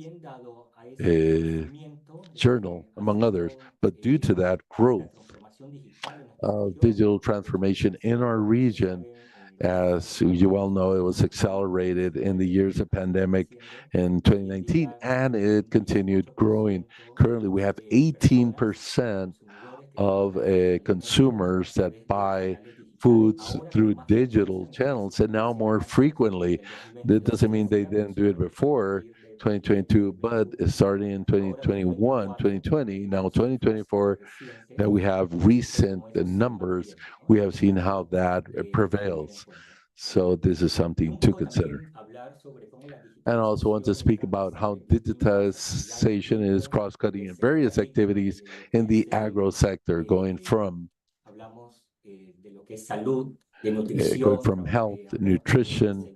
We also speak about industrial security and how to minimize the digital carbon footprint is very important. There are countries that are advancing their legislation in this area, but also the investment community, venture capitalists are considering that in the digitization sector and in other startups that are part of these types of technologies. And this is very important to mention that, for instance, in our country, it's not as advanced in legislation to reduce digital carbon footprint, but it could be that the jurisdictions of these investment funds do perform this, those who will invest, and they take that into account. So we must adapt to all these trends that are going on. And something very important that I think I heard Tuesday in behalf of one of the speakers is that there's growing investment in venture capital in the region, and it wasn't as frequent in the past, but now we see it more. We see that electronic trade is advancing not only countries like Chile and Brazil, who have led electronic trade in latter years, but now there are other emerging economies who are also accelerating this type of trade. And because of time, let's advance. We have different instruments in the region that are supporting, promoting entrepreneurship and digital transformation in youth. A few days ago in New York, we were having the United Nations General Assembly and it adopted the document of the Future Pact. And I recommend it because it's a guide or guidance in any case, not only for international organizations, but also for the private sector, for startups, for various institutions of where to put your efforts and collaborate in a closer way. I won't go into details of what it says, but I'm showing on screen certain items that highlight the importance of innovation, entrepreneurship, youth in access to international markets by the use of digital technologies. And we have that during the ninth Summit of the Americas in Los Angeles 2022. They also speak about supporting entrepreneurship and protecting copyright in ITCs, and how we must also take this opportunity not only to greater cities and capitals and intermediate cities, but also to rural areas to give greater technical and financial resources to support startups that are led by youth for them to leverage. And as far as the work we're developing in this ongoing consultation process, dialogue, and interaction with the youth in a region, in June in the General OAS Assembly in Paraguay, we held the third encounter of Youth of the Americas. We had a very complete day and a session related to digital transformation where you'll find very useful information for business models for startups to consider. I know that Aika will be sharing a copy of this presentation. If you can use the link, you can visit our website, or you can write to the email on screen, and we'll be happy to share the document. How have we supported now the various startups in the region, including those who are in the digitalization sector, as many of you are here in San Jose who are following this live stream? The YABT ecosystem allows us to connect to a global emerging ecosystem with the various stakeholders, strategic stakeholders in the world, and this complements the resources, the benefits, and the work we do with youth. We also capitalize these business models, capitalize their growth plans, and we do this through innovation, skills, investment, opportunities. As example, a few years ago, we took some startups to California, and during 30 days, and we've had other startups we have taken to investment forests in Miami. We took startups to Washington, D.C., to the World Bank, International Monetary Fund, also, among other opportunities, also in Asia, and give visibility also to startups like you who are contributing daily with your knowledge, with the information, market information you provide, and also in generating public policy. Sometimes we don't see it in our day in, day out. We're generating a lot of data, a lot of relevant information, very useful if we work with our states, with organizations like AICA, POLIT, OAA, ECLAC, among other organizations in the region. And this is another way to leverage our regional initiative, taking advantage of these spaces that YABT offers our entrepreneurs in various spaces, and also to influence in various spaces of decision making. And we do this through several programs that the program is developing. One of these is the Youth Forum of Americas. That is, you have 1 minute, Edgar? Thank you. The Summit of Americas, among other spaces. And here we can see other data from 20 years ago, almost since 52,000 youth have gotten involved with over 12,000 contributions. And our next forum will be in Dominican Republic. And we invite you to be part of all these activities. We have our YBT bootcamp. We have online resources, training that you can also participate in. And here on screen, I gave two examples of young entrepreneurs like Alejandro Carboneri, Panama, as well as Federico Arellano from Mexico, who have shared their experiences, their startup experience with the entrepreneur community. And Tech Americas, Talent Innovation Skills of Americas has a program, has had 18 editions to support and accelerate innovative initiatives, social and sustainable of our youth. In Tech Americas is different because it supports training, mentorship, training, access to financing, and for them to have international visibility with international leaders. That's the for Americas, and it's held every 3 years in the Americas Summit. And to conclude, in the photograph to the left, you see the Secretary of State, Tony Blinken of the U.S., our Executive Secretary, Julia, interacting with an entrepreneur, young entrepreneur from Peru, and then the ex-presidents of Costa Rica, Guillermo Solis and Varela from Panama, with a young Guatemalan who is presenting her project, and also Psiquali PepsiCo, which was at the time the CEO for startups. And we cannot do this alone. As I said, we have strategic partners who allow us to mobilize our finances to the youth in the region. And YBT is that organization, pioneer in the region that for 25 years has worked together with the OAS for youth to have a channel to express, to show their proposals and support them in their growth. Thank you very much, Carlos, and thank you to the public. And I'm here to entertain any question or anything else. And congratulations to all the startups present. I heard some of your presentations. Value Foam, Hola Tractor, Bolivia, and recently Franco Rodriguez, also among others. And congratulations for all that great work you are doing. This is my contact information on screen if you want to take a picture of it, or Carlos can collaborate and share with you a copy of this presentation. Thank you very much, Carlos, and the floor is yours. Gracias, Edgar. Thank you, Edgar. Bueno, he dejado espacio al aplauso aquí en And sala. well, there's a round of applause here in the room if you didn't hear that. Thank you very much for quickly presenting everything you do in YBT.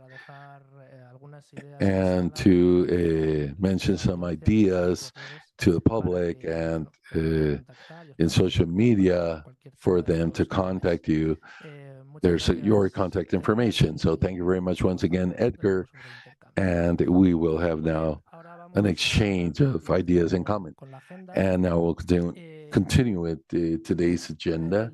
And the next speaker, Jacob Van Etten, he's a main scientist and director of the research program on digital inclusion in the Biodiversity International and CER. He also worked in the United Nations Organization for Agriculture and Food, FAO, Institute on Rice Research, Philippines, and in the university in Spain. He's a PhD in agrosciences of Wageningen, Netherlands. So, Jacob, the floor is yours for the presentation. We have a little time constraint, so we ask you to please be specific, but please go ahead, and thank you very much for being here.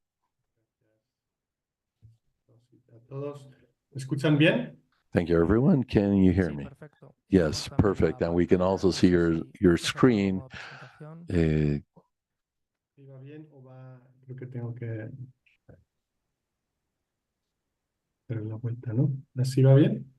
Sí, perfecto. Yes, we can.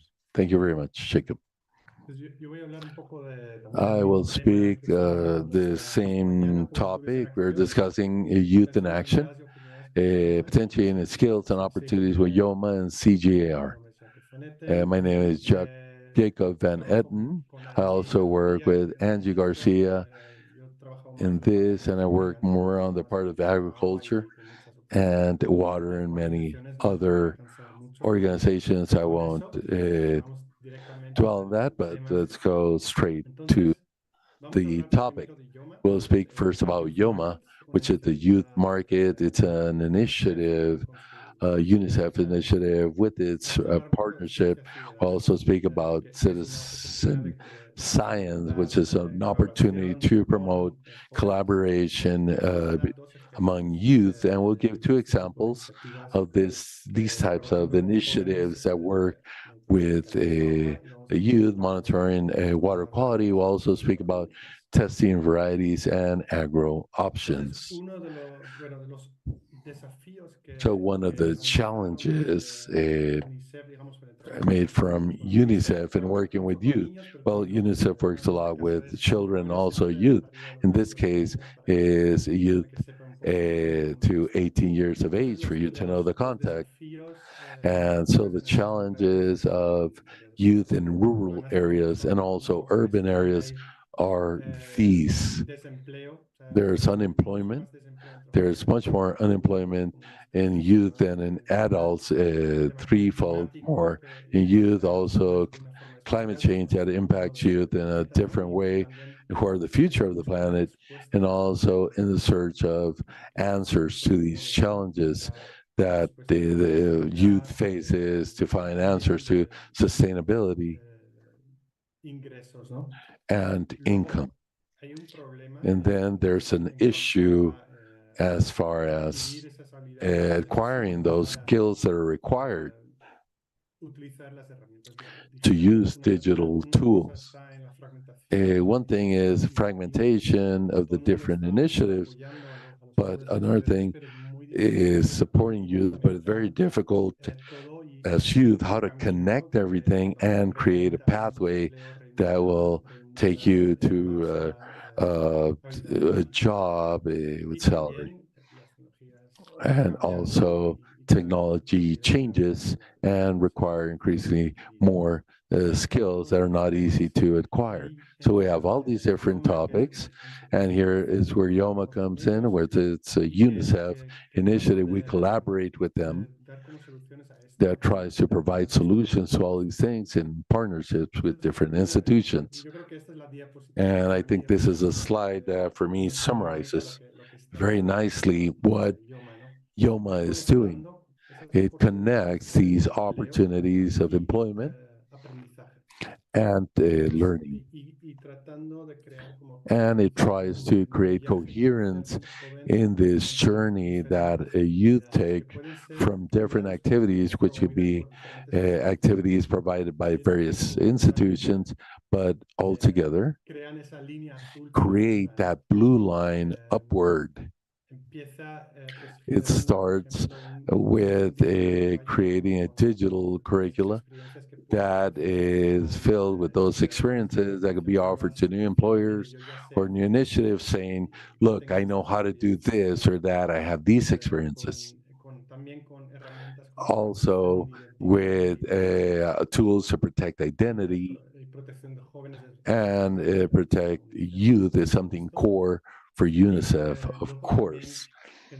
And then generating data through social science and many points of data, also creating initiatives on environmental improvement and combining this with this pathway and creating the skills which can also be a way into other even more important initiatives. So this is a tool that could help us fight against that fragmentation with these initiatives and have a virtual cycle in rural areas, creating new knowledge and new skills and new income all together, all at once in one ongoing process.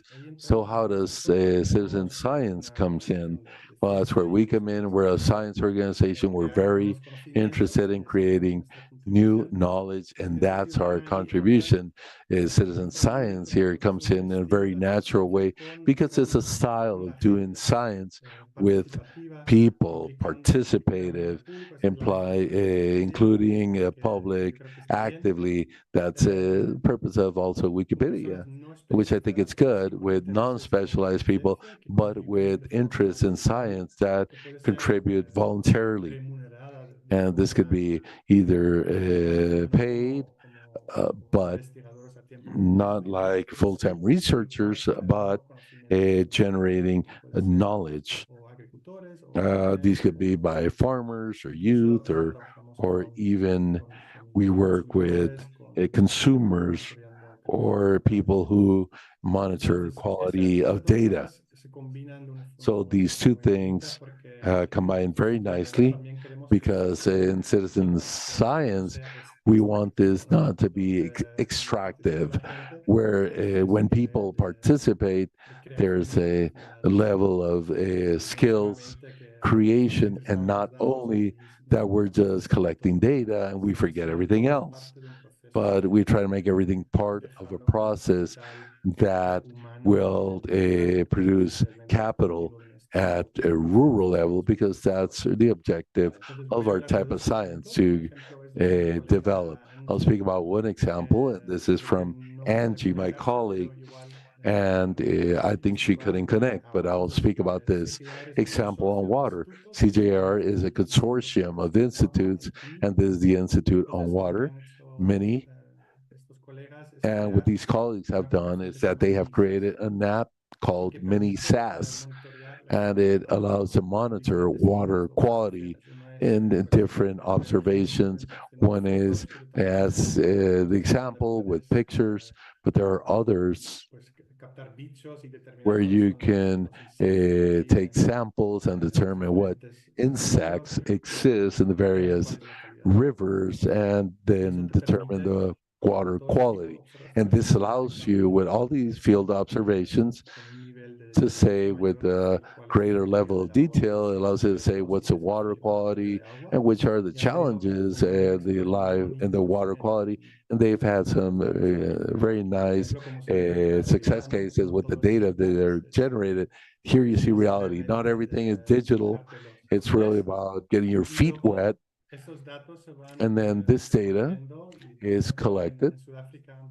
In South Africa, for instance, we're able to connect with members of communities to monitor water, and these initiatives are scalable, generating also maps of challenges and having success also in generating debate and political influence with local authorities, making creating awareness of the problem, especially contamination of water. So there's been very nice success in this case. Another example where I've been involved a little more, which has a very nice story of connection with Costa Rica, where you are.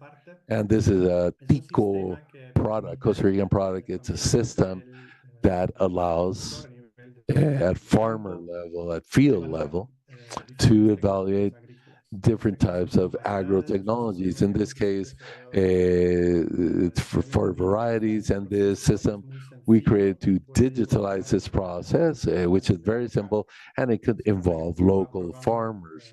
So this is to test only 3 technological options and validate their fertilizers, agro technologies, and we collect the data and we collaborate with a large group of farmers. We can produce some very interesting data, and this is done in collaboration with the private sector.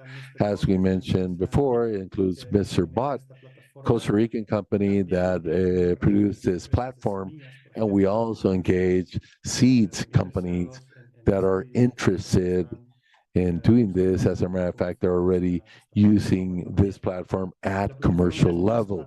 The platform is more for public institutions. That's what we developed this for. But the idea is to create a public-private consortium, but always ensuring these aspects of inclusion and protection of the users. And we cannot allow with this collaboration with UNICEF and YOVA, something we must ensure. There's a picture in Nigeria with cassava. We have worked also in Latin America, very simple test where the farmers have a very active role.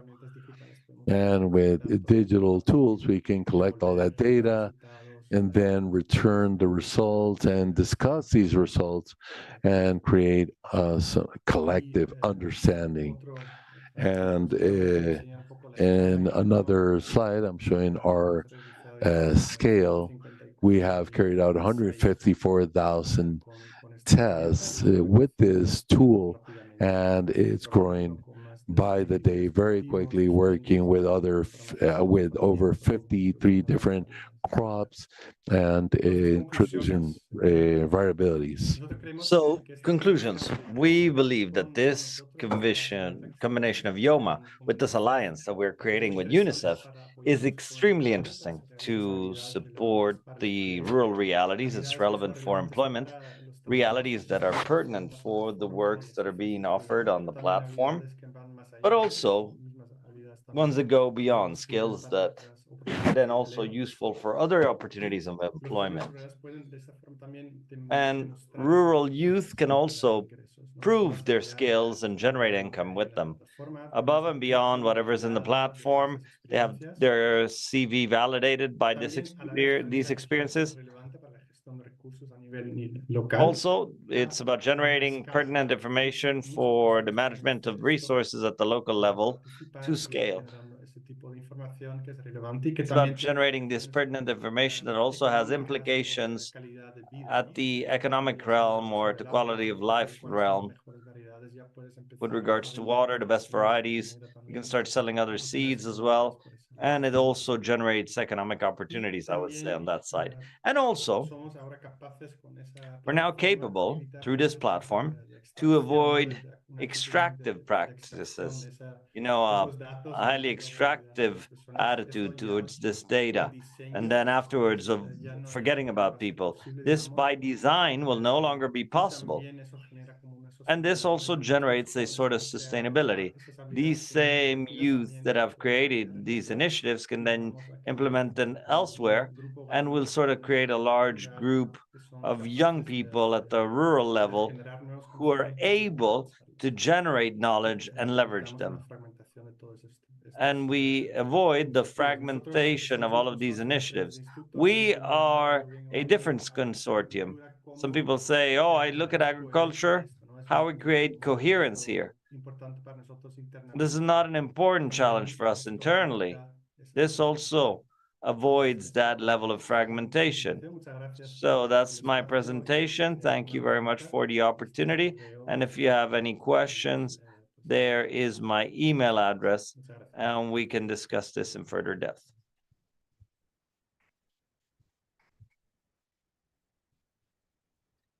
Muchas gracias, Jacob. Thank you very much, Jacob, for the presentation and for showing us these two clear cases between CGR and the YOMA UNICEF initiative, and also for showing us all of these conclusions that are also highly relevant for our panel. Thank you very much again. Now we're going to move on to the next presentation. In this case, I welcome online Matias Centeno. He's a researcher for the National Agricultural and Livestock Researcher in Argentina, and he has a PhD in communication. He focuses on rural development and the use of IT technologies and communication technologies in agriculture. So, Matias, take it away.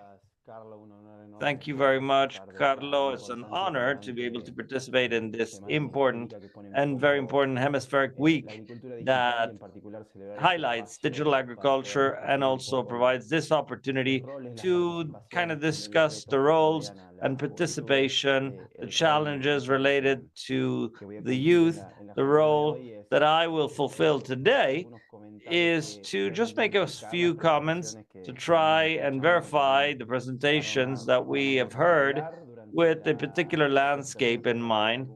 During the presentation, you'll see a QR code which will allow you to access this presentation and many of the resources that I will mention throughout the presentation.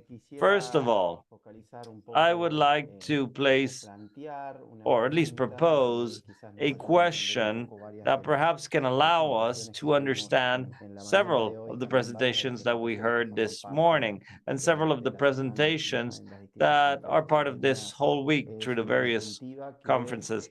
It's a medular question that compels us to position the phenomena of digital dispersion, rural, agricultural, livestock farming within a region like ours, Latin America and the Caribbean, a region where I think we must acknowledge that, according to statistics, we have the greatest level of inequality. If you look at the Gini index in this part of the world, it's the most pronounced, the highest, and where there's also a growing urbanization rate.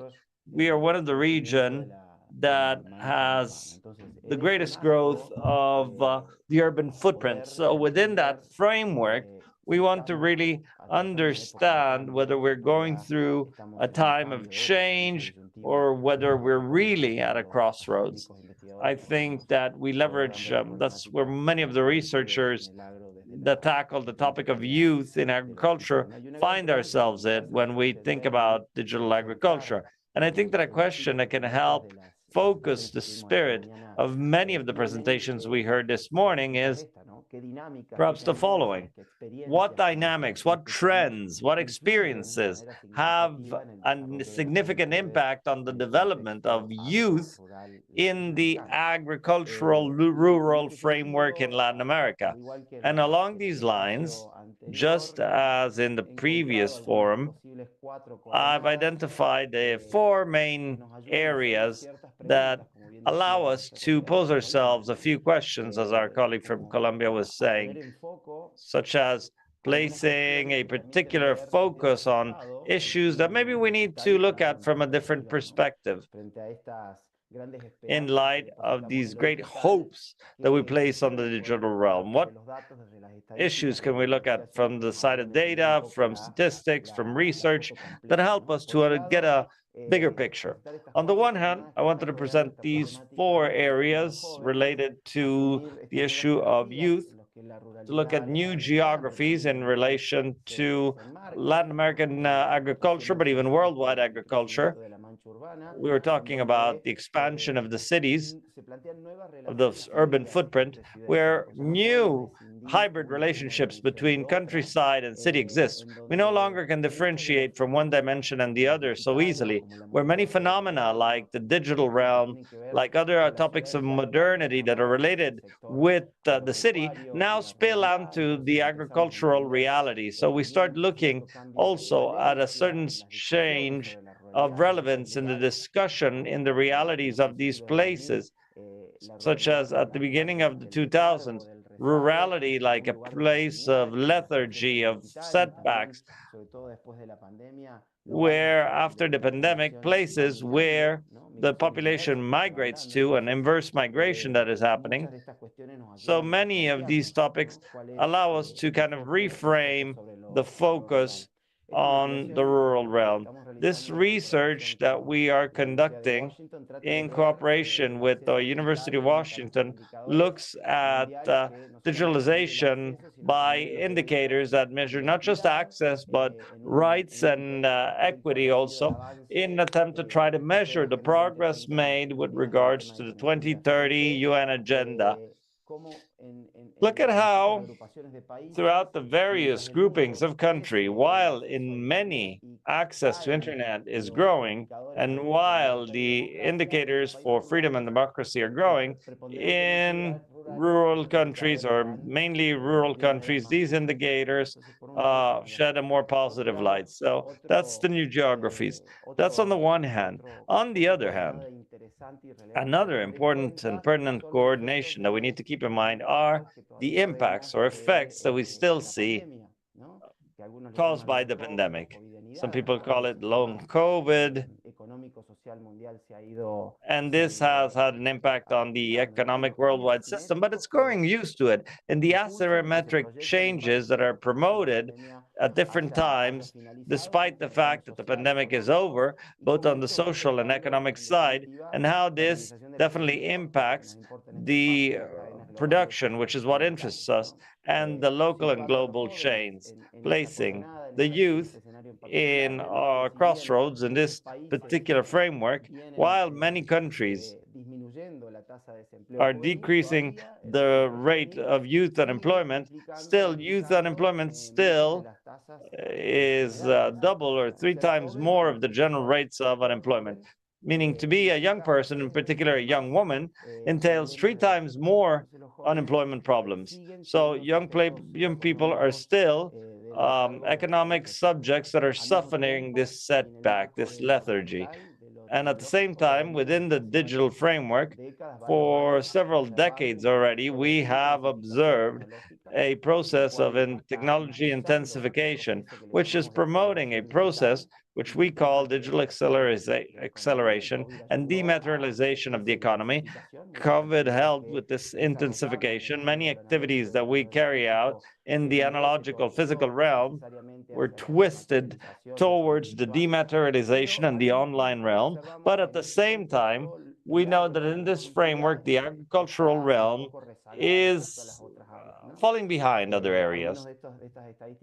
Several of these statistics were published in other tables this week, but look at this CEPAL and FAO study, where they analyzed the digital agenda of Latin America and the Caribbean in terms of how many policies are made, and agriculture is behind many other sectors.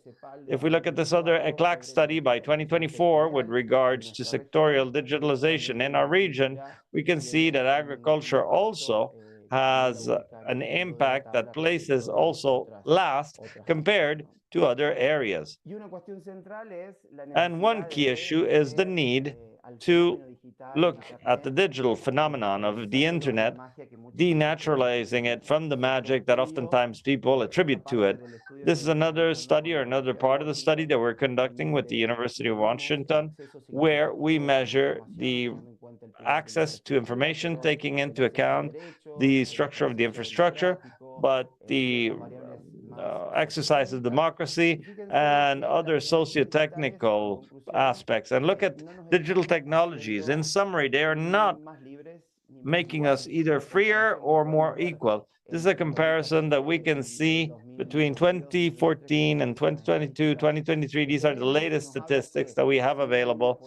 And they say that while there's a growing internet population, 46%, and the pandemic was key and growth as well, at the same time, poverty grew. And the same happens with freedom. While the rhythm of growth for the users of internet is growing exponentially, as we can see from this graph, the freedom online in Latin America and the Caribbean, measured by Freedom House, has fallen from 66 to 60. There's a sort of inverse relationship.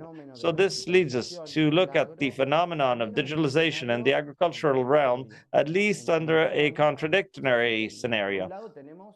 On the one hand, we have scarce infrastructure, limited connectivity, but at the same time, the digital realm leaves a footprint, as we've seen from several experiences today. There's a process of identifying technology which is happening in the agricultural realm. Many investigations, a lot of research has been a part of the staple, as have been witness to that. And as Federico said at the beginning, the young people are the agents of change. They are those socio-technical mediators that help technology to become a part of society, but also help the adults to make better investment decisions. There are entrepreneurial projects that come from younger generations and that leave a footprint. And in closing, how can we translate these four pillars? And I think that some of these questions are also related to the experience that we were hearing of. How can we translate these possible coordinates to understand the phenomenon of digital dispersion in the agricultural realm? There's some open-ended questions that can help us generate a few options for solutions or how to improve. If we think that digital world expands the possibility of the agricultural and rural management, and if there's an agricultural livestock sector that no longer needs solely the countryside to develop itself, because for it you can remotely manage a lot of agricultural stuff from the city, like many young people do, through cameras, sensors, etc. There are new agricultural stakeholders who are entering this realm. We're looking at them, and that's a very specific question from the institutes that work with farmers. We're seeing these new farmers who, without being rural, use digital technologies to operate the agricultural realm. Are we tending to them, or are we giving them solution? And if we think about the fact that there's a new batch of young people, what new demands and problems do they offer for the sector? Now, if we also take into account this group of coordinates who places the agricultural realm as a complex place that is also does not simply need the countryside, but is integrated with the urban fabric, how do we really revindicate historical conversations such as generational change. These are solutions that we developed in Argentina that help us understand that while in quantitative terms there are less young people in the sector, from the quality side, there are other young people that from other locations provide an input to the agricultural and livestock sector. And they also provide a lessened impact. But we need information. How do we measure these new territorial interfaces? And what statistics do we generate to measure this complexity? If we also think of the fact that there's a process of technology intensification, what can we do in order for the internet not to be that unequal place that certain statistics state? How do we revert some of these lacks of symmetry? What data help us support digital technology in the agricultural realm, and how can we amplify this towards other sectors, such as indigenous family farming, which is a dominant sector for the farmers in our region and worldwide? And last but not least, if the youth is critical, is an essential driver for this new agricultural ecosystem, how do we provide them with the material conditions for their development? Oftentimes we think and say and claim that the youth grows from the symbolical because we believe that these are these new stakeholders who come in with their entrepreneurial spirit, with this innovation. They come with their mobile phones, with the digitalization of the internet, but on the economic side, they're still precarious. They have employment, as a few studies of the LO mentioned. 51% of young people in Latin America and the Caribbean don't have job security. The rate of unemployment is triple. While unemployment is 7% in general, it's 21.5 in the case of young women. So how do we give the material foundations so that they may really lead a digital transformation that is inclusive and sustainable? And I don't want to be all gloom and doom, so trying to close this with in a slightly positive light, and looking at what my other colleagues in the panel have stated thus far and reclaimed in their presentation, we need to close with this question. What digital future do we dream of? What digital world do we want to exist in if we need to include agricultural youth in this framework, which this digitalization transformation is irreversible and unavoidable? And this does not just is based on my presentation, but also the ones before me. First of all, we need to look at digital agriculture, this connection from a perspective of equity, to look a little bit more above and beyond than mere changes in infrastructure. We need to look at what the internet does with people. What possibilities for social transformation can internet have on people? Some statistics say no. Some people say that connectivity grows, but skills and the ability to change lives are slightly cut down on this rhythm of growth. We need to really incorporate these digital asymmetries. We need to tend to a gap, which is also a data gap, especially in the rural realm, agricultural realm. There's an enormous data desert that is not covering a lot of the statistics on connectivity. The agenda is still focused on the cities, under the logic, of course, that we also have a highly urbanized region. We need to build the agenda, not just public agenda, but also the private agenda, linking this third sector to place focus on, as Franco well said, on technology design that envisions people, that is inclusive, that is aware, that is socially responsible. Because oftentimes we speak of territorial structuring plan, but why don't we think about the entrepreneurial ecosystem as shifting towards a digital plan? What resources do we have? What can we do to build a better digital agricultural realm for the future, to give identity to this youth potential, not just identifying it in the narrative, but providing it with tools, promoting, as many panelists propose, Edgar, Jacob, Rebecca, Franco, to promote these youth technology leaderships and provide them with these material foundations for their development, to place them not only as a subject of the future, but as active subjects. There's a link for you. There you can find some more resources and my contact info. Once again, thank you for this opportunity.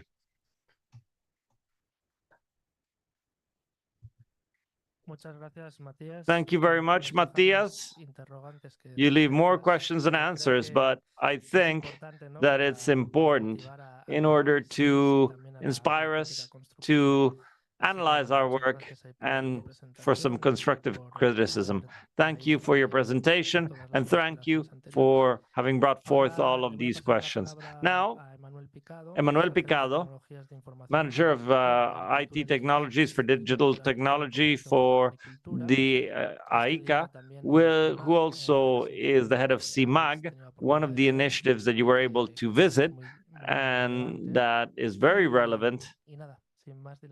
And without further ado, he will give a presentation on AgriSteam. He'll tell you more about it.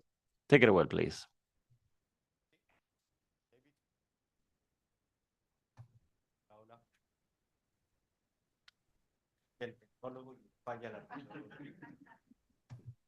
Vamos a ver.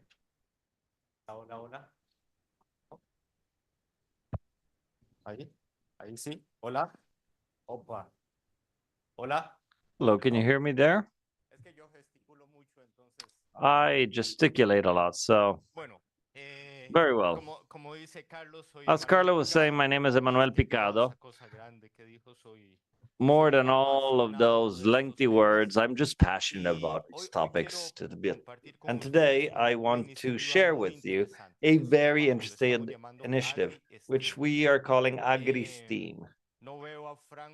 I don't see Franco over here, but aquí estoy bien, David. Que la juventud es relativa, pues yo tengo 28 youth años. is relative, Franco was saying. I'm 28 then. I've been 28 years working for AICA.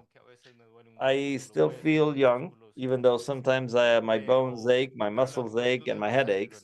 But relatively speaking, I'm still young.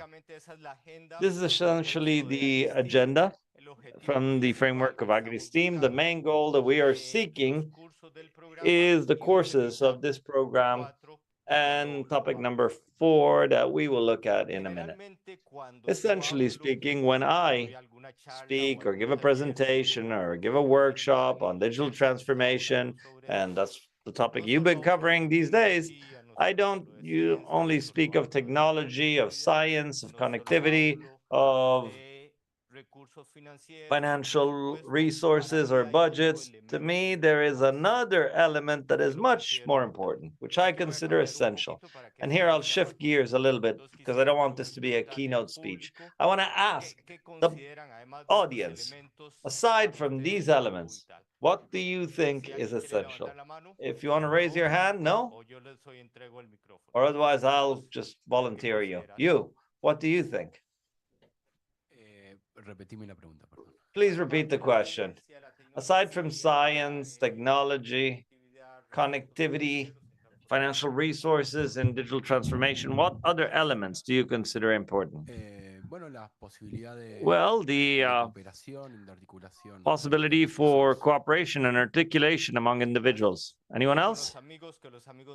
I'll go with friends. Friends never fail us. He's very wise, so he says he isn't, but I'll give him the microphone anyway. No? Well, some friends do fail you. Here we have him, over here. I'll bring it to him. Or I'll bring it over here then. One very important thing, society and the synergy with society, because there are unwritten rules that we are still not familiar with. And a small parenthesis, I don't work on the social side. I'm an engineer. But several years ago, I understood that if you don't understand society, then engineering is completely useless. Align that. We need to understand problems. Anyone else? Carlos, please don't charge me for that couple of extra minutes. I think it's important to have availability or openness to learn about this. You're going to speak? No? You? I believe there's a topic of aligning incentives so that farmers can understand it, because they're always looking at the short term when sometimes incentives are mid to long term. So these incentives need to fit better to cause change. Okay, we'll leave it here because he has ticking a timer and it's ticking.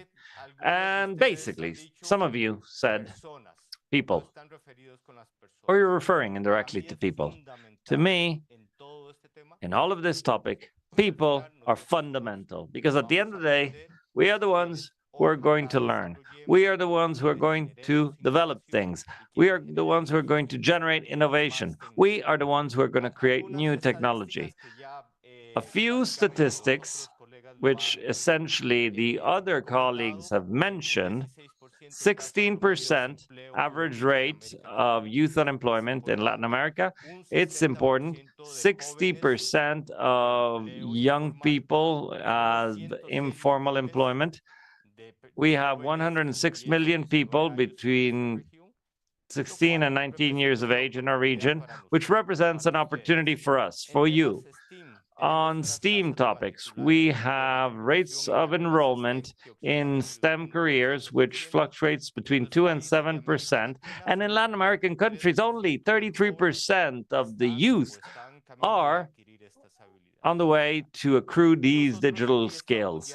And we here, according to what we consider, are already defining the profile of the new farmer, which is not necessarily the person who tends to the field to plant seeds. They also have to be people who are able to manage and handle and use technology, that understands data and can develop this type of thing. Now, with all of this in mind, we have a few challenges that the other colleagues have already highlighted. Limited access to formal education. There's a gap. When I studied computing engineering, it was 20 men and 1 or 2 women. Curiously enough, that gender gap still exists, at least in Costa Rica. In fact, it's growing more and more. Lack of digital skills or technical know-how, an informal labor market, and these skills are not being recognized. So, these are all challenges that we want to offer a solution to, because if last year we checked, we faced the same challenges. And if you check on the year before that or the one before that, the challenges were still the same. So we need to do something about it. And this is not going to solve it all, but we think it can help ameliorate or co-assist improve this topic. Year on, year out, here in this very same room, with a different layout, we received the 34 ministers of agriculture of our member states, all the flags you see back there. And here, the most important decisions are made concerning agriculture throughout our region. Several times, some of the ministers have said, science, innovation is truly important and has to be developed, but it's in the cities. We need you, AICA, to bring this to the countryside, because we have this gap. And in rural areas is where agriculture is developed.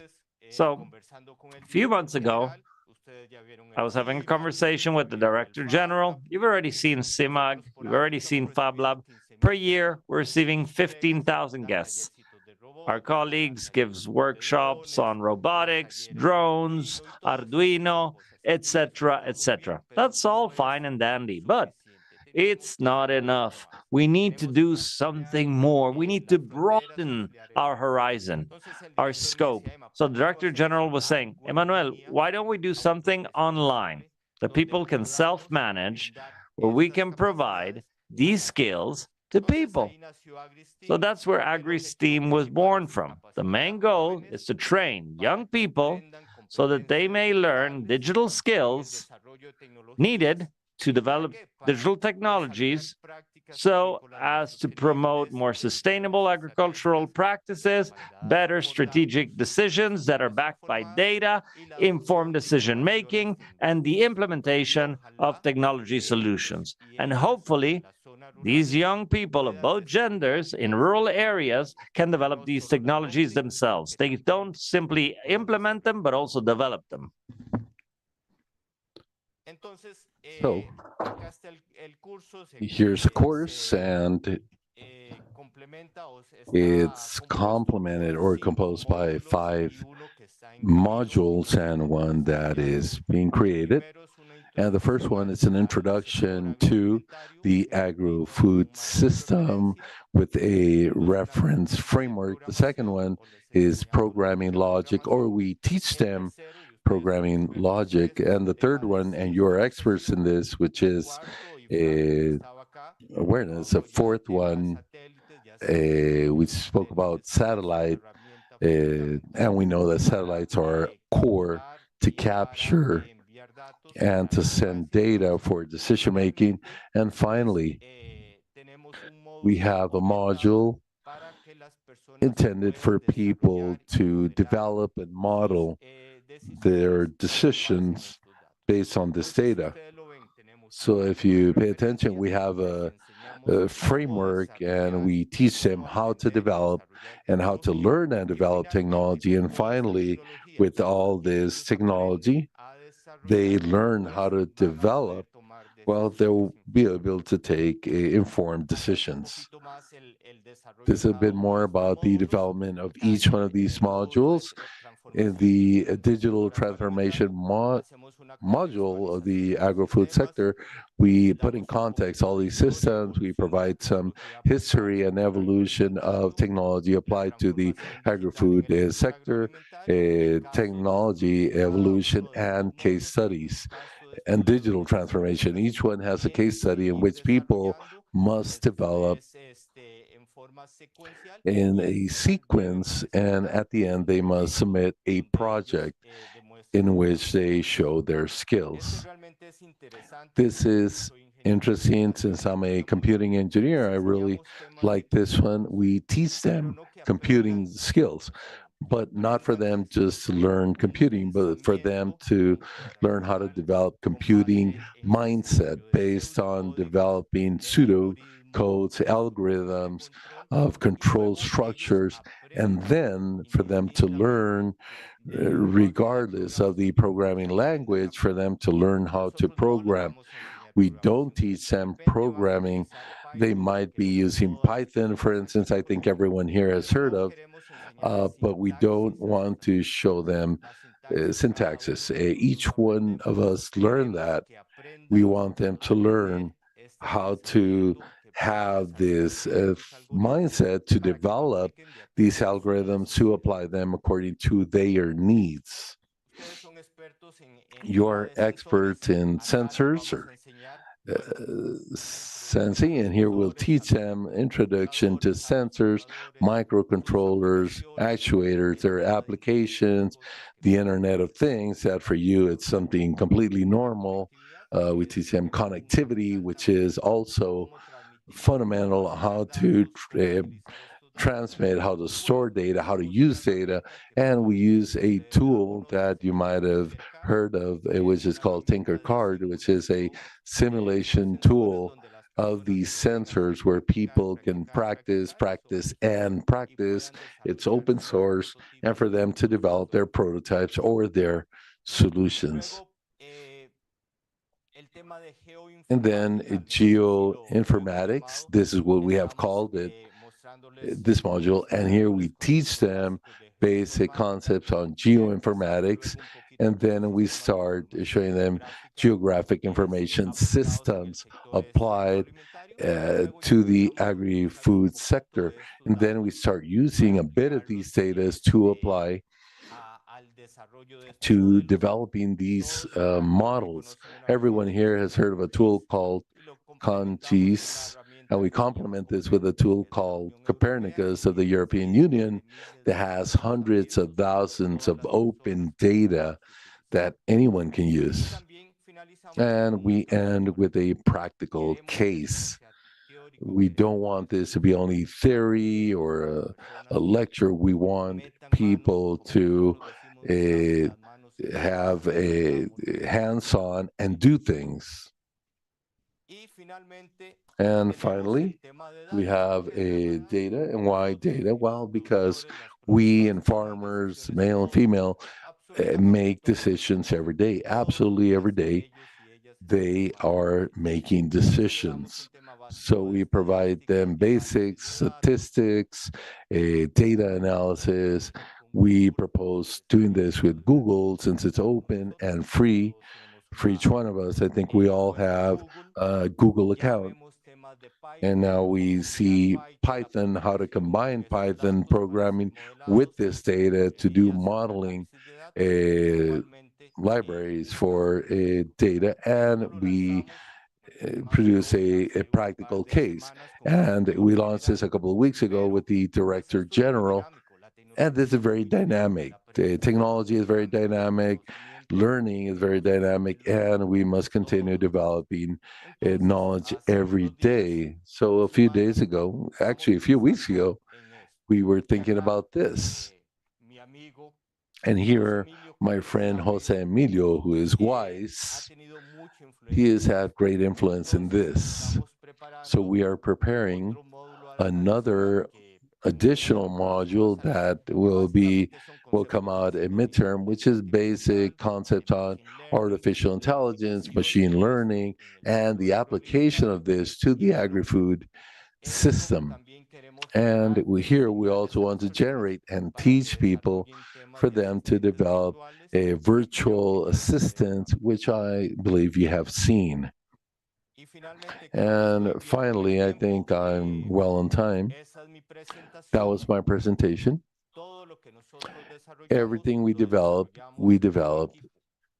as a team. And for that reason, I think we do well. And for that reason, I think we're so sustainable over time. At first, I want to thank all my team who has worked in this, to all the people, and I'll mention two or three. I want to thank Fede, who validated this, to Jose Emilio, who also did validation, who are joining us. But I want to especially thank a couple of colleagues who have been working for several weeks, several months on this topic, and they're sitting over there. So I wanted to ask Andres and Giancarlo if you can please stand for everyone to know you, and a round of applause for them.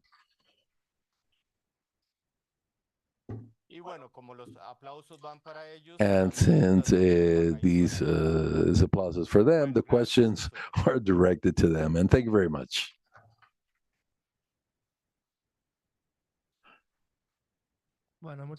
Thank you very much, Emmanuel. And very interesting initiative, especially very necessary and very well explained. So thank you very much. And now we'll have a few minutes to be within our agenda. We'll have a few minutes of open comments, and it could be questions to any of our panelists. So now we open in the room, and I ask you to be brief and concise to give opportunity to everyone. Is there any comment/question for the virtual panelists, for those who are here present? Any question? Jeremías. Please go ahead. Well, thank you very much, everyone, for these presentations. And one thing I take away, and it was mentioned by several of you, is this need, or how positive it could be to promote more innovation and entrepreneurship, not necessarily in the cities to take solutions to agro, but from rural spaces. To whoever wants to respond to the question, I ask, what do you imagine can be done? What is missing of what we currently have? Basically that, which can be the main initiatives. I wonder if you had a toolbox, if you can choose a program or an initiative that will allow to make it even more dynamic. Thank you. Thank you, Jeremías. I don't know if any panelists here or virtual want to contribute something specific quickly. I have an idea I can contribute. More than asking ourselves where we produce and design technology is for whom. I believe that it's not a geographic context is core, but for these to cover specific real issues. And here I want to once again bring focus to the importance of the technological design. How do we identify a specific issue and provide a technological solution and do away with those general solutions that do not hit the nail of the solution we want to provide? Gracias, Matías. Thank you, Matias. Any further question or comment? Por allí tenemos una. We have one. Hello, Damian. I'm from Sensify. The question is for Rebecca. I wanted to ask you which are the main challenges or obstacles to grow quicker and to have a greater impact. And second question, I like in New Amsterdam, that series. So where the doctor asks, how can I help? It's full of people here. So in spite of those obstacles, how can we help for the obstacle? It's for the impact to be greater. Thank you for the question. I think we have discussed this over and again. And one of the problems we have is connectivity, mainly in rural areas. So how can we reach these people, these women, and how can we help them? For me, the most important thing is to be able to travel, to take the technology where it's required. If it's in the southern part of the country, if it's 6 hours you have to travel, you have to take it, especially when there's no connectivity, when people don't have access to virtual courses and to computers. So in that case, it's necessary to go and take it. Muchas gracias. Edgar. Thank you very much. Edgar, please go ahead. Thank you very much, Carlos. I wanted to add to the comment of one of the participants, the previous one, when you spoke about territories, and that brought back something a young entrepreneur said in Panama a few years ago, when he said that you can innovate from anywhere. It doesn't matter where you are. The important thing is to become a referral in the global ecosystem. And alongside, and a recommendation to the participants is to not focus only on the value of proposal, the service, technologies, but in the benefits we offer the market, not only but focus on the business model and how it can add value and how the technology can be adopted to different groups in the agro sector. Not only think about mid and large companies, but think about SMEs and micro, small companies that can adapt and adopt those models and new technology, and those benefits can be seen throughout the value chain. Thank you very much, Edgar. I think we have no other comments in the room. I don't know if you want to close. Yes, I believe that this could be repetitive, but I think it's work of all of us here. I think we all have the same objective, but if we do it individually, it's going to be more complicated. However, if we have the synergy and we all contribute, I believe that, yeah, it's still going to be as difficult, but we'll have a little more fun doing it as a team. Very well, and thank you very much. I thank all the panelists, present and virtually, and let's continue with the agenda. Greetings.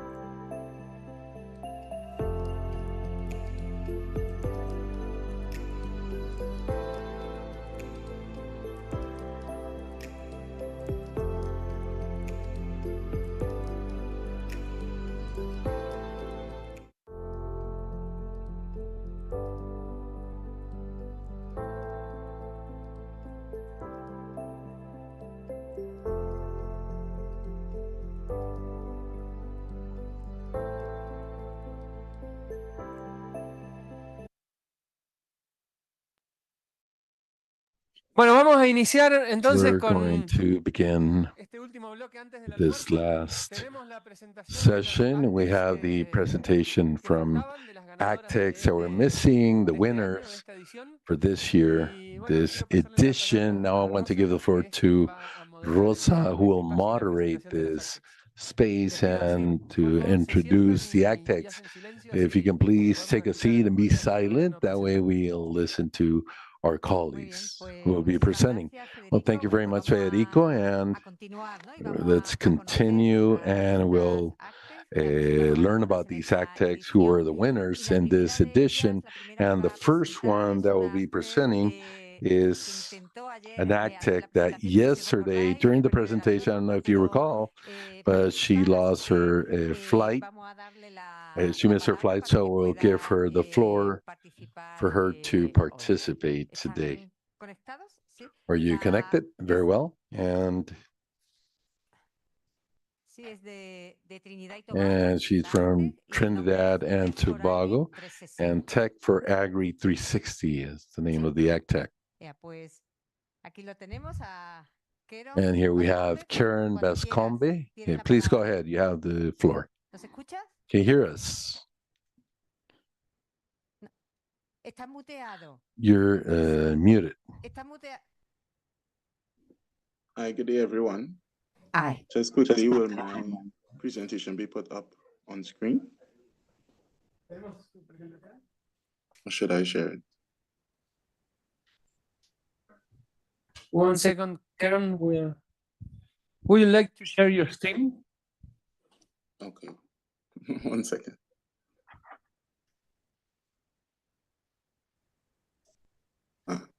There we go. Okay, we have your We have presentation. your presentation, yes. Okay, thank you. Thank you. All right. So, my name is Karen Bascom, and I am an agricultural journalist. I run the enterprise Tech for Agri. It's a social enterprise where we use media, journalism, and communication services to support the agricultural sector and other allied stakeholders. Next slide, please. So one of the major problems we face is that in our region, in our country, global shocks and climatic events are now the norm. Our education and agriculture sectors are severely disrupted as we are not digitally enabled. It prevents implementation of appropriate programs. It reduces communication, and overall efficacy of systems is severely reduced. Next slide, please. Next slide, please. So we have created a solution, Tech for Agri 360. It is an immersive media service where we are using 360-degree video and our journalism skills to create unique learning and visual experiences. So I have here a little, can you send to the next slide? So I have here with me, no, previous slide, please. So I have here with me, I wonder if you will be able to see it. This here is 360-degree video. It's video that allows you to see in any direction. And we are using this technology, as I said, to stop that educational disruption. When you switch the video over to headset mode, it splits the screen into two. And then you are able to then take something like this, which is a VR headset, place it inside of, place your phone inside of the VR headset, place it to your eyes, and immerse yourself in the environment, looking around in any direction. So it basically allows you to be there to be there where the video was recorded, to immerse yourself. Next slide, please. So our revenue streams are a video subscription that we provide directly to schools. And then we have a secondary individual package for farm parents who want it specifically for their kids. And then we have the sale of our VR headsets. So this is the hard case headsets. It's made out of hard plastic. And then on screen, you can see the soft case headsets made out of cardboard. These are extremely affordable. Affordability and access are primary of importance for the progress of our project. We also provide 360-degree content as a service, right, that are separate from our work, separate from our platform. And then we also do school visits to not only introduce it, but also build up our clientele of schools. Next slide, please. So this is our platform. It is the first 360 VR platform in the Caribbean. This is what it looks like on mobile device. And we are intending to build this out as a Caribbean platform that will be not only used for education and agriculture, but also for entertainment. So we are basically building a new industry in our region. Next slide, please. So milestones quickly. We raised our own funds in 2022, and then we're able to onboard our partners. Key to that is our long-term partners, Mr. Steve Maxime of Science-Based Initiatives, the International Federation of Agricultural Journalists, Caribbean Media Corporation, where we work with Ms. Laurie Weatherhead. With IFAG, we work with Mr. Steve Wublo, and Mr. Brent Eversley runs Beer Caribe. It's an agro-processing company, but he is also a part-time teacher, so he assists us with the pedagogy of our work. Next slide, please. We were able to launch at the Public Affairs Office of the U.S. Embassy, and since then, we then went on to have a grant from a local nonprofit, and that launched us into schools, and we've been progressing on our own since then. Next slide, please. So the impact we have out of our work, we visited 39 schools across Trinidad and Tobago, 16 different markets, expos, and events, which are really important for our economy at this time, these type of physical events. And then 15 communities across the country. Every time we have a first-time user, they have that reaction that you see on screen. Positive 99% of the time. Next slide, please. We currently have 395 users, and 45% of them are subscription only. As we visit schools and communities and events, we do a raffle, and sometimes some of those raffles allow a prize for just access to the platform without a headset. And then we were able to service 6 schools and 12 kids camps over the last year, and then over the summer and the holidays before that. And then we have 10 schools and 2 private tutors pre-registered for this September, this new academic year. And out of that, we now have a customer database. So when we have new stock of our headsets, we can directly go back to these customers of who have expressed a willingness to pay by taking part in our little raffles, which are over 700. So we already have basically our market where we would like to go back to in terms of schools and individuals. Next slide, please. So the users, we are basically hitting 2 sectors at the same time by placing all of our content is made using is made in the agri or STEM fields. So that means we are placing farmers and SMEs in the life sciences at the forefront by having them as a tool to teach any subject at school. So for example, if the teacher wants to learn ratios for mathematics, we would then go to like a hydroponic farm and have the operator show you how to mix nutrients and water using ratios, which is a physical process. You are able to see it using the headset and the videos. And also you get your secondary knowledge in food production because you visited a farm virtually. Next slide, please. And these are the benefits, of course. We are a clear tool for digital transformation because we are within our Caribbean context. There's an extremely limited digital literacy level in this country. As a matter of fact, it's more varied. So people know how to use a phone. They know how to use WhatsApp. They can go on the internet. They know how to use YouTube. But there are those same people would never touch a computer. So that means you can't do certain things. But it's unknown what can be done with your phone. It's still a tiny computer and it's very powerful. So we are saying, let's use this as a new age platform to meet farmer needs where they can access markets by reaching out to these children and these school children, presenting not only agriculture in a whole new light, but actually supporting their activities by making people have a value, by actually seeing our farmers and SMEs and agribusiness owners in a new light. They will see them as knowledgeable, important people who they should be respected for producing our food. We are also able to scale this quite rapidly and widely. We simply need the capital to do so. Next slide. So we are looking to update our website to ensure things like when we have limited internet, and to ensure the best quality is presented, we need to ensure that our content is downloadable outside of the internet. And in that state, it is of the best quality because it would be a copy of the original. We would also be continuing our service delivery in Trinidad and Tobago, and we seek to launch in Barbados and Grenada with our partners so that we can start spreading throughout the region and throughout our country.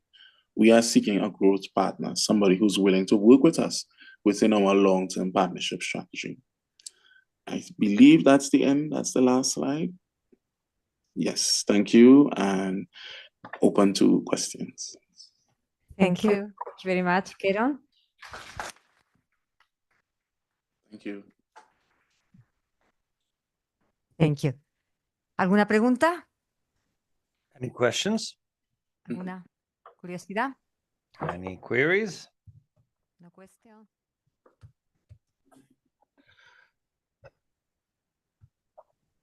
¿No? No? Bien, perfecto. Very well, perfect. Keron, quería preguntarte, I wanted to ask si you, nos podés Karen, repetir y darnos algún whether detalle you could más sobre el repeat and give us a little modelo bit de more negocios. detail with regards to the business model. Okay, so for our business model, we are servicing schools directly. We have a video subscription that we provide to schools at $500 TT per term, per school term. It gives a limited amount of videos to cover one topic per subject for up to 3 levels. So let's say infants up to standard 1 or preparatory 1. I'm not sure what it's called in the rest of the Americas, but it's standard 1 to 5 here, and then infants before that. So we provide that. We do school visits. We also do, when we do these school visits, we introduce persons to the technology. And in doing so, we have a little raffle where we give away packages that earns us income, as well as when we visit other events like camps, markets, expos. We've been to Easter camps, summer camps, Christmas camps in the last year, and these have all been generating some revenue for us, but the main revenue comes from our schools and some of our individual subscriptions where we meet families who purchase a package for their kids. We also provide the 360 content separately. So earlier last year, we went to Grenada in order to digitize the St. Patrick's Community Organization, the St. Patrick's Environmental and Community Tourism Organization. It is called SPECTO for short, and they needed to digitize their different activities, hiking, kayaking, turtle watching, because their community was designated a UN Ramsar site. So in order to commemorate that and to start using technology more, we created these videos for them so that they can put them on their website, and in the event turtles do not come up, persons can actually experience the turtle watching via the 360 video and VR headsets. So those are our revenue streams, and we would like to get the capital to stabilize that. So there are logistical issues with visiting school.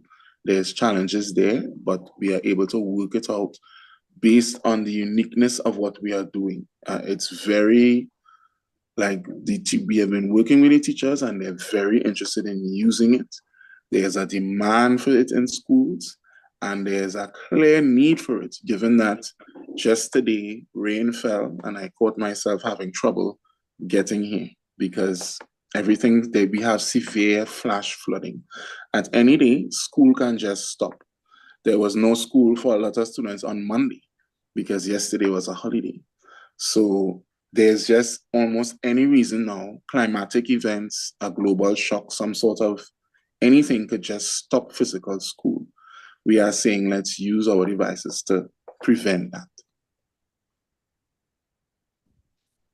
Okay. Thank you very much. Quiero, sí, otra pregunta por aquí. Any other questions over here? Hola, muchas gracias por la presentación. Thank you very much for your presentation. Hello. ¿Tienen previsto alguna Have you planned for any types of training, like teaching kids how to grow their food items, you know, maybe at the schools themselves or through the use of these devices or anything kind of along those lines? Thank you. Well, the closest thing we have is that the teachers at the school are able to customize and request what they want. So some teachers have asked to incorporate our work in 4-H classes and what they do in terms of different types of farms, technology used in everyday life, and technology on farms. We ourselves are saying we would like to provide this for any topic, any school subject. So it really is up to the intended user or the customer. What would you like to use this tool for? So just like any other media or journalism tool, it has a purpose, has a use. You need to get your media out, have your communication tools or communication instruments functioning. And this is just a new age one that we are simply streamlining for a real problem. I hope I answered the question. Thank you. Muchas gracias. Very well. Thank you. Any other questions out there? Hi, Caron. Congratulations for your presentation and your project. It's very interesting. My question is if it is possible to be used for streaming or is only possible to use for record videos? At this stage, it's recorded. When 360 technology came out, there was the opportunity or the option for live streaming. However, I would say the technology was still developing then, so the quality was not that great, and it's been basically sort of abandoned, that option. But that hasn't stopped the industry from growing. It's a billion-dollar industry where immersive cameras and tools are primarily used for entertainment, but there's also other markets in the military, etc. And at this stage, it's simply for recording, not necessarily live video, right? It's not impossible. It's just not used as much, and especially not over distances.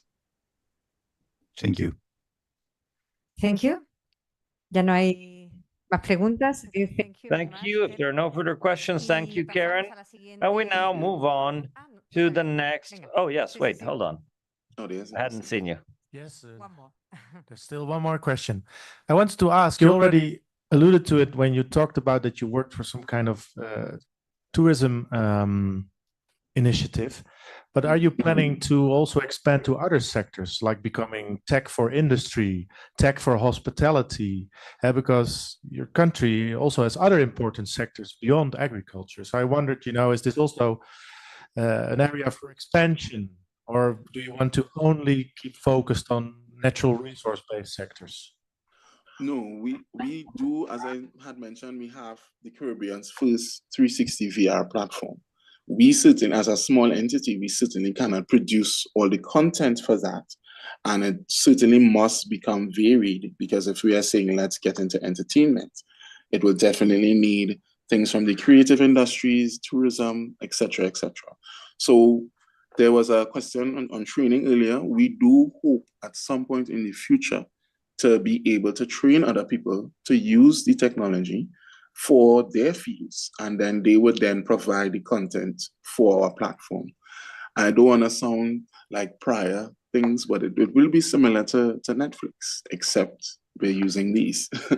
And the idea right now, we're trying to update it so that persons can download and keep the video in a temporary space, in a secured space, so that when we do have internet issues, they can move past it, and then we will have a variety of content creators putting up content, like a whole platform that could then be exported. Like I see it being exported. So we have our Caribbean 360 VR platform, and then our African one, our Canadian one, and so forth, right? And it's a vision we do have, and it's long off, but we are really trying to see, what we could do. We are keeping agriculture and education as our base as agri-journalists, because we do have that space to grow in the agri field internationally. But locally, regionally, we want to build out an industry for all these various fields and for content to be available there for not only entertainment, but education as well. We don't want to abandon it. We purposefully made the decision to start using the tool where we felt it was needed the most as an entry point, but then grow from there. Okay, thanks very much. Thank you. Okay. Thank you. Así acabamos y continuamos con la Now ronda we de presentaciones. move on with the round of presentations, and we move on to Chile with Nicolás Castellón, who will present AgTechs.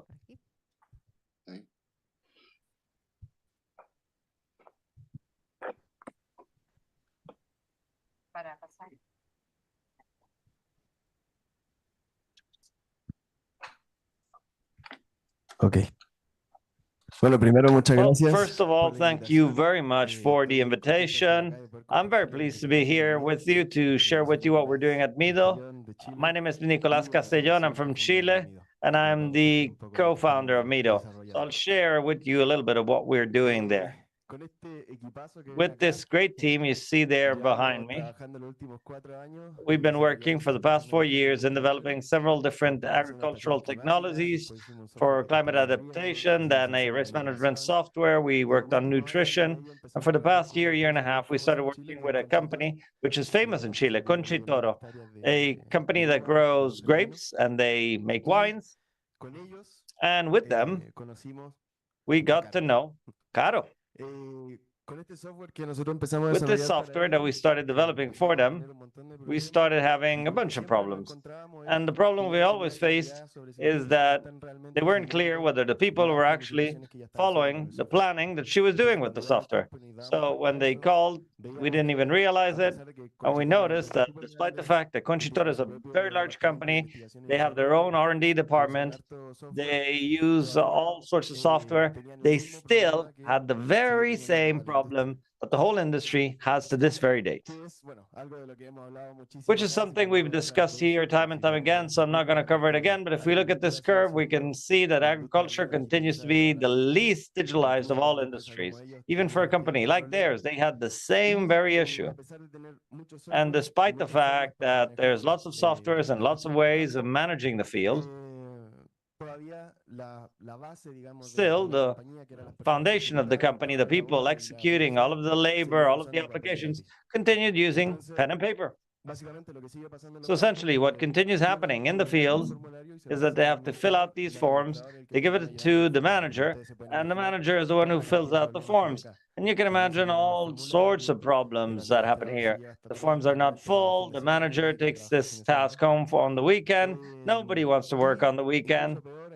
And even worse, there are people who are embarrassed to write because they have poor spelling and they're embarrassed that their boss might notice that they don't know how to spell. We've met people who didn't know how to write and would memorize what they did, and then they would ask their daughter to write this down.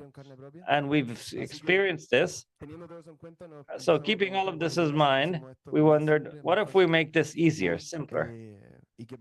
And what happens if all of these processes are voice controlled, simply through audio, through WhatsApp? And that's how we're solving this at Mido. Essentially, the people in the countryside, on the operation side, gather information on what is going on in the field through WhatsApp audio. We shared a phone number for our company, and they collect the information. We process it, we order it, and then we correlate it with planning. So it's very easy to identify what are the various processes and it's very easy for them to use the solution. So we have three things. We can assign tasks and follow up on the tasks with WhatsApp audio. Records can be done, essentially record any type of information, a task that previously perhaps was not created, an application for a product, or an incident, a broken hose, or change of a tractor. All of that information simply via audio, and then we process it. And the other part is automatic reporting. This is from a client from Costa Rica. In fact, Lupe, she's called. And essentially, they wondered everything that is collected day to day. You can start asking for this information. Users can make questions about what they've done, and the manager can ask questions based on what the other information has gathered. So we can ask, what work did a coworker do? Or when did they start cutting last year? Or when did they harvest the field? When was the product applied? Any kind of information. We have a couple of success stories. We started approximately 8 months ago with this solution. We have about 5 clients between Chile and Costa Rica. So it was very fortuitous to come to this event.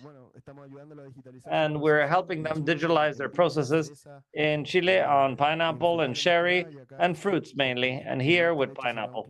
And in fact, on Tuesday, we're going to close with a new client here in Costa Rica on pineapple.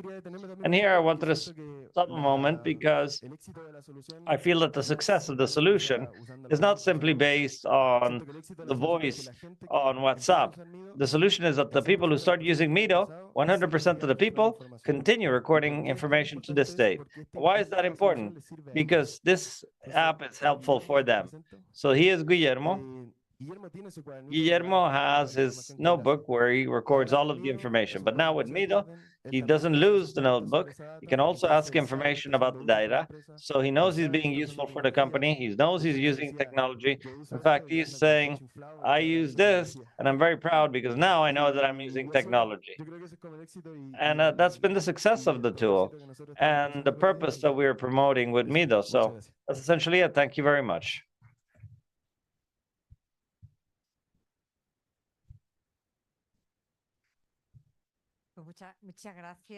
Well, thank you very much. It was very interesting, Nicolas. It's definitely great to have a way of breaking down this barrier to provide access to technology and for technology to truly be useful. Questions? Here we have Eric. Hello, Nicolas. First of all, congratulations. You are being disruptive on the standard process for the collection of data in the field. My question is more along the lines of what kind of information can I report? Can it be very complex, or is it essentially simple phrases, or is your algorithm adaptive and you teach it where these keywords are in a sentence? And if so, then how to train these people to report in a standardized fashion? Because I think that's the part that you're going to have to strengthen a lot. Juan and Pedro are not going to report exactly the same way their tasks. So how do you tackle that complexity? Yes, thank you very much. Very good question. When we started, we did everything with audio. We had buttons, forms, a lot of things, but people would send audios only. So we asked them to write down something and they would send in an audio, and that didn't work. So now it's currently all audio. And what we did is within the algorithm, we created processes. So for each process, if somebody collects information concerning fertilization, we in that message understand what is an application for a product, and then we aim for the fertilization process. So it's all process-based. And obviously, there are processes that we're still mapping. They're not all the same. And that part is a bit more complex. But the important thing is that people can send the information in however they want. Doesn't mind if it says 20 kilos of nitrogen or not 20 kilos nitrogen I applied. However they send it in, we take the information and apply it.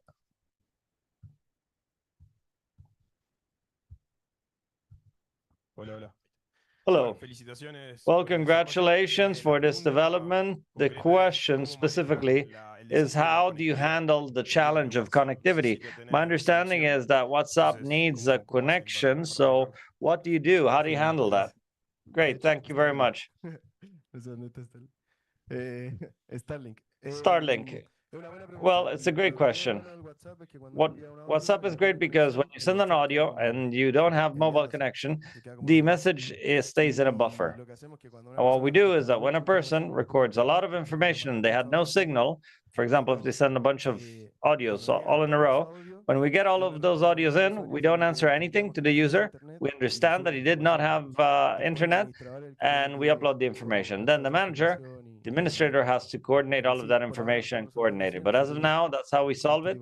In the future, with these types of instances, we hope we'll have better connection, and we hope it will be easier.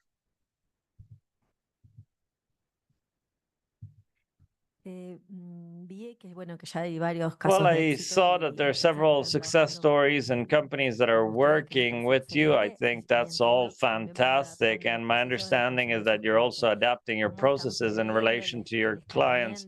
How do you foresee the scale up, the opening up to new clients? And is the payment directly from this company to you, or do you have any other type of business model? Can you hear me clearly? Yes, yes. All right, but good question. Honestly, the payment is direct. The company pays us directly a fee per user.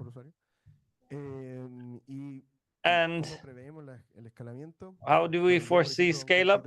For example, currently, Conchitora, we're not working with the whole company as such. So we know that first we're a pilot program, we're only out on one field, kind of controlled, and then we start applying the solution. Then based on that, we collect metrics and we start expanding with Conchitoro so that in the upcoming months, we can reach out to 300 more users. It will be a big challenge. As of now, we're just training the model. And when the model makes a mistake, he makes a mistake once. Because when we detect a mistake, we know that, for example, X word means so-and-so. And we teach that, and he no longer makes a mistake. So as we make progress, we become more precise and we're more calibrated. Another question over there. Congratulations as well. Excellent project. Just one comment. This is a clear example that technology does not broaden gaps, but on the contrary, it closes them because it allows a person who doesn't even know how to read or write to be able to add himself to this effort. And the question is, after this information, you can make decisions, because if these are poor decisions, they can have a very great impact. So how do you ensure that this text or this information is precise and valid? How do you ensure there are no mistakes behind this? Because if the person misunderstands, they can make a very poor decision, which can have a huge impact on the life of people. Yes, thank you very much. First of all, before we used to have a confirmation message, like, are you sure you wanted to say this? And person marks yes or no and sends it in. But that itself was a little bit complicated for them to do that intro, because they just send the audio and then put the phone back in their pocket. So now we kind of removed that. And so perhaps once the user has used the solution a little bit, there becomes more inclusive. And the other is that once the information comes in, they appear in a sort of list of information that is inbound. And so the manager or administrator has to validate that the information is correct prior to making a decision. And as of right now, this is how we do it. In the future, if the model improves, it will be more precise, and we hope that it will do a better job. But thank you for the question.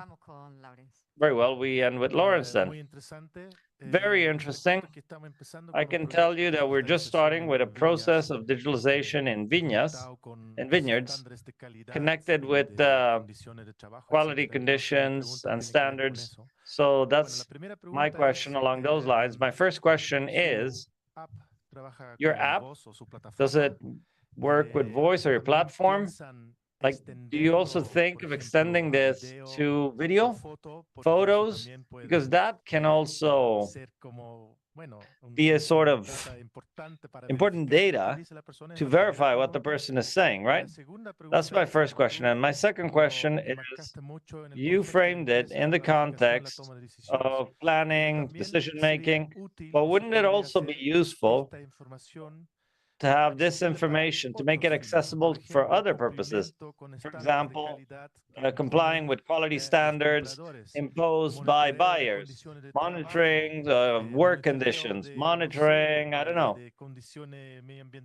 environmental conditions in the vineyard. For example, when there's eco-management. So these are my two questions. Yes, very interesting. The first question, currently all of the information uploaded is also uploaded with a picture. So we can include other things, even georeferencing. We are not currently doing it, but you can send locations from WhatsApp. So, I mean, yes, hopefully we can start including other technologies within the solution itself. And with regards to the second question, in fact, in Chile, we're speaking with several auditors from Global Gap who have an enormous amount of work in transferring everything from paper to do follow-up. And what we want to do is we want to ensure that every chemical product that comes into Chile, that goes through SAG, and that is labeled and have a database on the internet, we want to do our own database with SAG. And once a product is applied in the field, we want to be able to tell them, look, you have 20 days left to apply this product. Look, you have so many liters per hectare left, and otherwise you'll exceed it and you won't fulfill the certification. So we have this mapped already. We want to do it in an upcoming near future. And there's other stuff that can be done with this information, and we'll look into it. So maybe we can talk about it later. Thank you. Very interesting, and I think that we end with this question over there. I'll be very brief. First of all, I wanted to congratulate you. I was very interested in listening to this. I think that you mentioned something that is very important, which is the cultural issue, the cultural obstacles or challenges. And something that I'm very interested in is that people are scared, they're embarrassed, right? You told me that the topic of Mexico, I come from there. There are lots of indigenous populations there who speak their own language. And I think that this is something that would drastically change the way of doing things. In fact, in terms of inclusion as well. In fact, my concrete question right now, I don't know much about these technologies, but what possibility is there, or do you think, is there a possibility of including translators? Because that would be a game changer, I think, something that we could see more and more of in these types of spheres, because it's incredible. But otherwise, congratulations. Thank you very much. Yes, I think that as technology progresses, we can start using a different language, another dialogue. I was in Switzerland in a business accelerator where Franco was as well, and I was able to visit the Swiss Francs. They have lots of problems. They're small fields, but here they speak a dialect between Swiss and German, and just a few kilometers away in the next town, they speak a completely different dialogue. They don't understand each other. If there's a challenge in Mexico, we are willing to enter there, and as technology progresses, we probably can train with other languages as well, which would be ideal. In fact, the case of CGAR, I don't know if, yeah, there, which I loved. I love what they do. It's precisely about this. They took different languages and they adapted it. So everything is possible. Thank you, Nicolas. Technology is available and it can be done already. Maybe you can mention something else along those lines, because it's already being done, and this opened a lot of possibilities. Thank you very much. We move on to the... Very well, fantastic. We now move on to the next presentation by Uruguay, Andrés Pio, over here, very well, and he'll present his AgTech, Biotech. Whenever you want, go ahead. Thank you very much. Can you hear me clearly? Thank you. There we are. I want to tell you a little bit about Metabix. We are a startup of biotechnology, and what we do mainly, our goal is to try to decrease the impact of pathogens on food safety, mainly,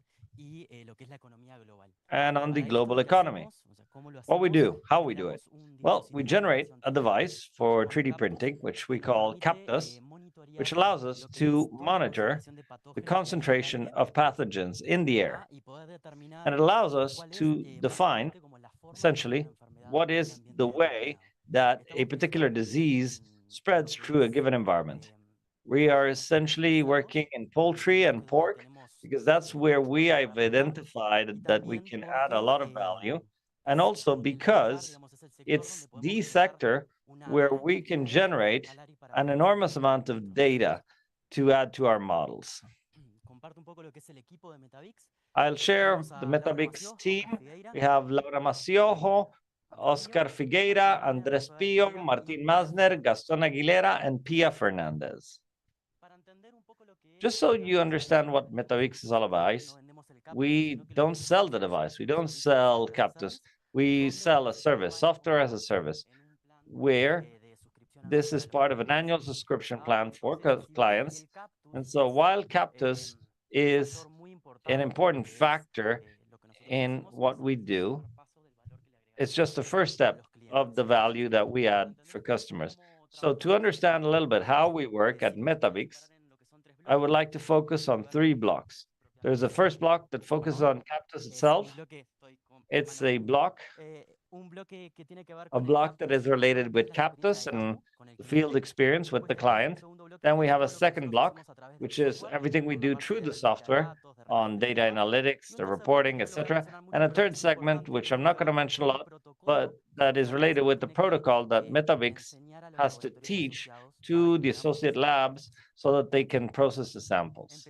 So let's just start. This is the 3D printed design that we developed. We call it Captus. It's a device that is designed for 3D printing. It's validated, it's patented, and essentially, here we can look at it, but I want to explain how Captus work. Essentially, we, during this process, which took us 4 months, aside from the development of the product, we also did technology surveillance, we did the qualitative research, and with this, we were able to patent it in the US and request patents in other countries as well.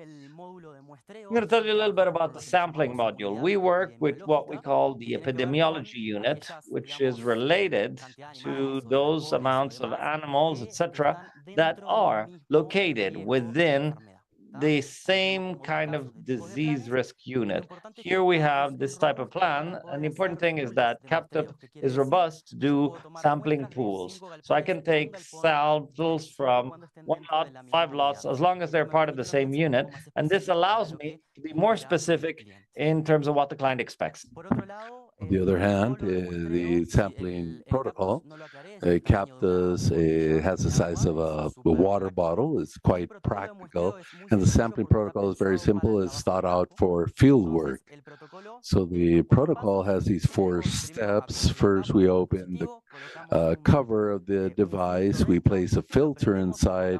We start it for 30 minutes, turn it on, turn off the device, put the filter in a Ziploc bag, and it's sent to lab. And once it's in the lab processes the samples through different analysis we'll be discussing, and then it uploads to our software, to our platform.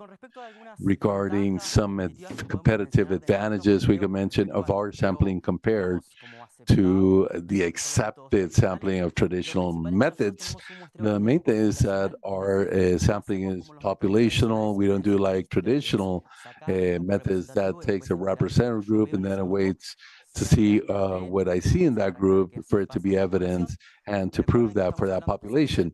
Here we're talking about a lot of 2 million chicken. So how many chicken would require blood analysis for it to be representative? So what we do is we have that advantage. Then we have a second advantage is that we don't have any type of animal handling. We don't touch the animals to take these samples. And the other thing, which is it's like a niche, and what we do is that we don't even use the animals to take disease samples. It might sound strange, it's trying to take a sample without the animal, but we just simply have a lot of these animals. I just simply have to think how much time I require from one lot to the other to make sure they are clean before the second lot comes in. So this type of monitoring is possible with this technology. And then we could have other advantages such as that our diagnosis is preventive. for we can measure the concentration in the air even before many times the animals are diseased or infected.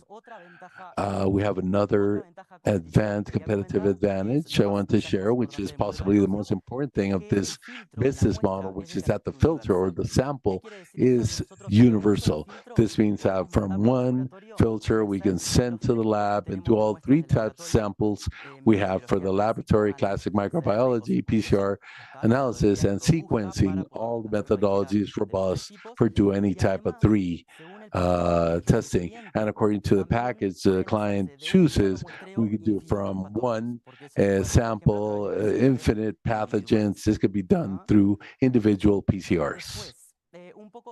Then a bit, I would like to speak about how we took these steps without going into detail. But when we submitted this new technology, the important thing is to validate and generate trust that what we're doing is real. So first thing we did is in vitro validation, where we created a airproof device with some German equipment that was already accepted. That's our first methodology. We use this device to prove it was valid. I don't have it in the presentation, but I want to share that during COVID, this also served to validate the technology with universities. So we were able to validate there. And a third validation I want to further explain is what we call the gold standard, which is a new methodology compared with methodologies that traditionally are accepted.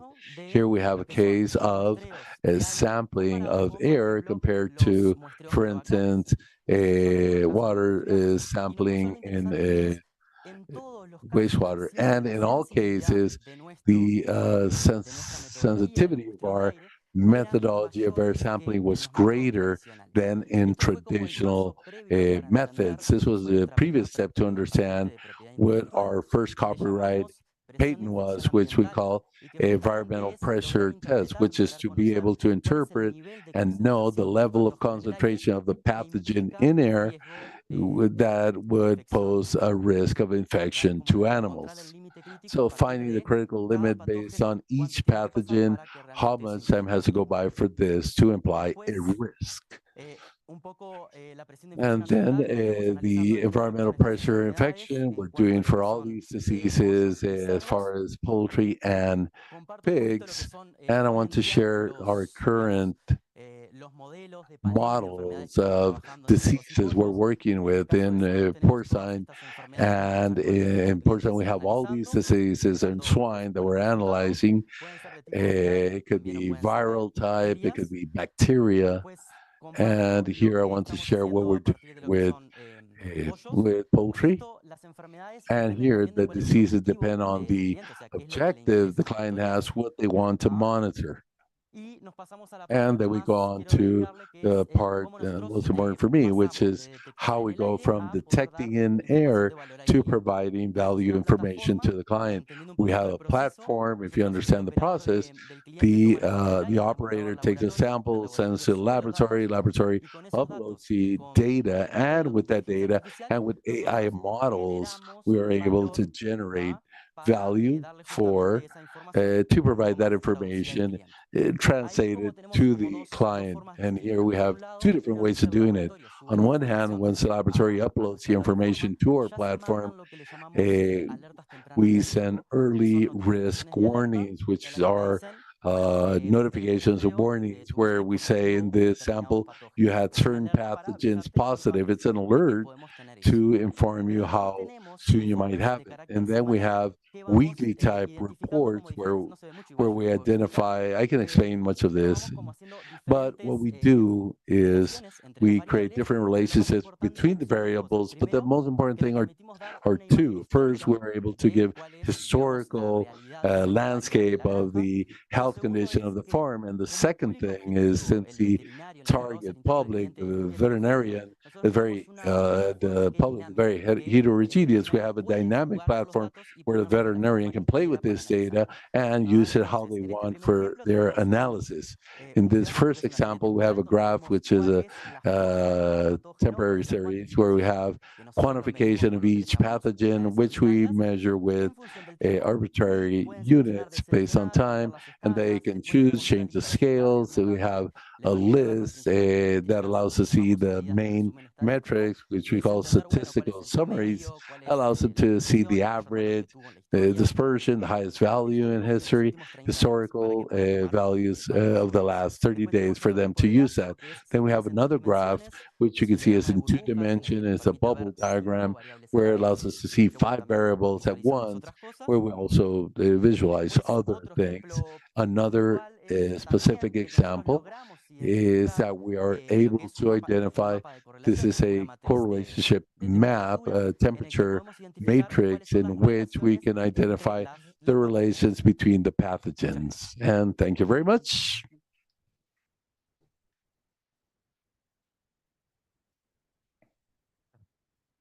Muy interesante, muchas And gracias. very interesting. Thank you very much.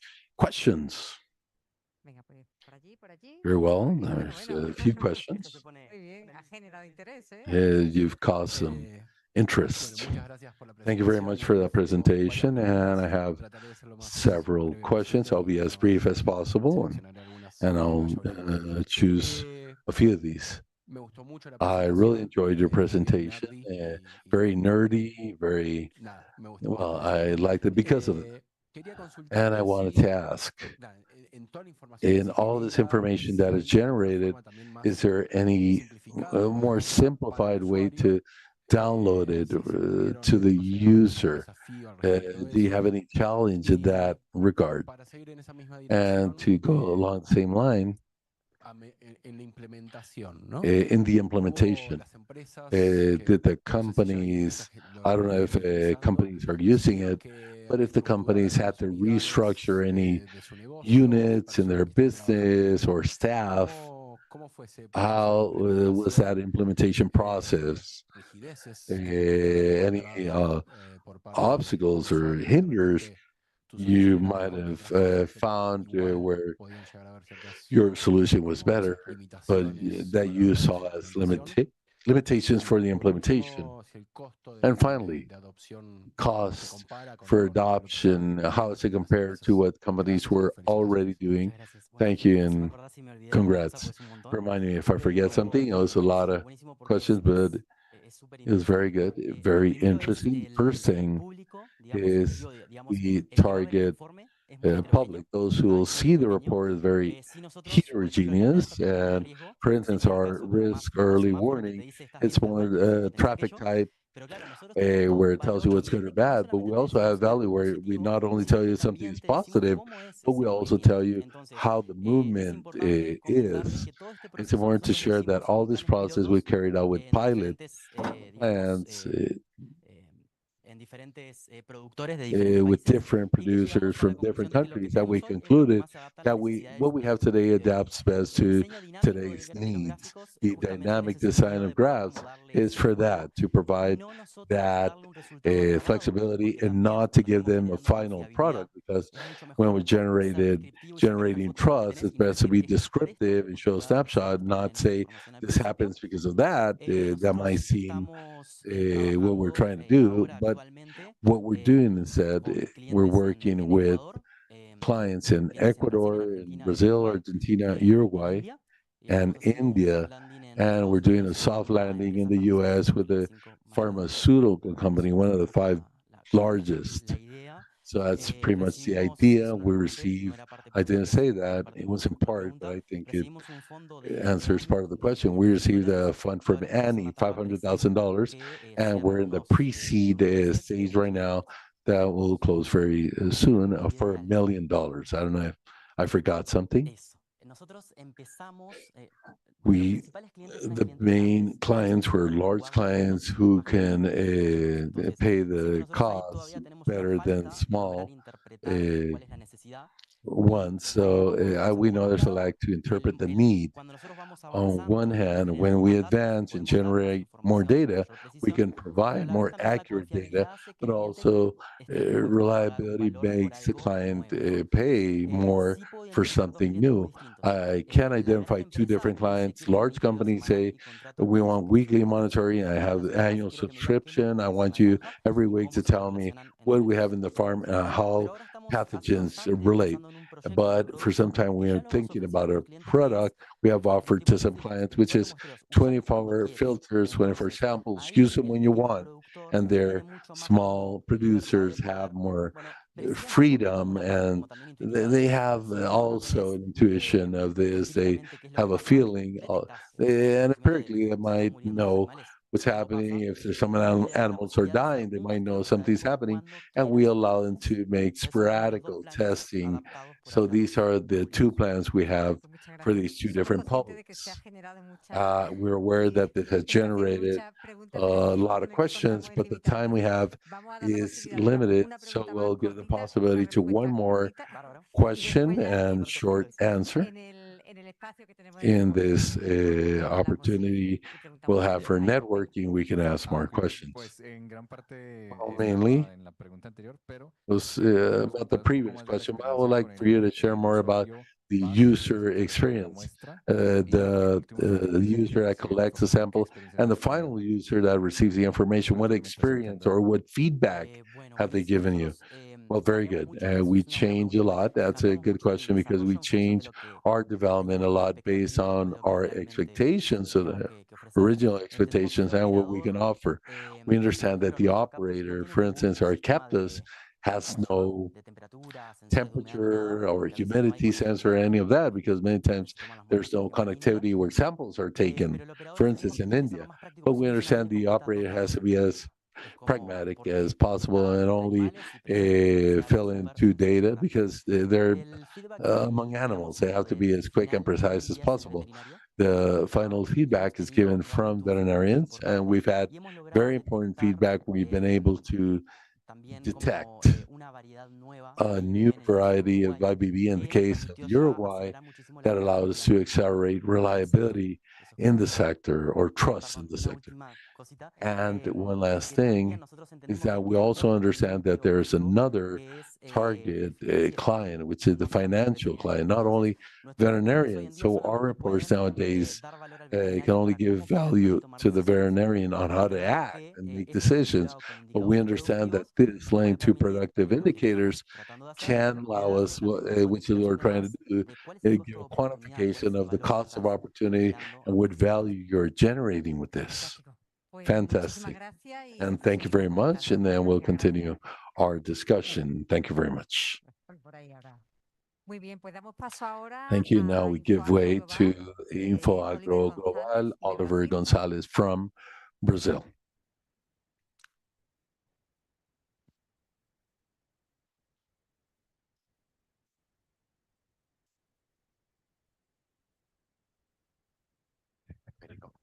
Gracias. Hello. Bueno, hello. Buenas tardes. Very well. Good afternoon. We first want to thank AICA for this opportunity to present our AgTech. My name is Oliver Gonzalez. I represent Info Agro Global Brazil. And next slide, please. I'll share something regarding, and next.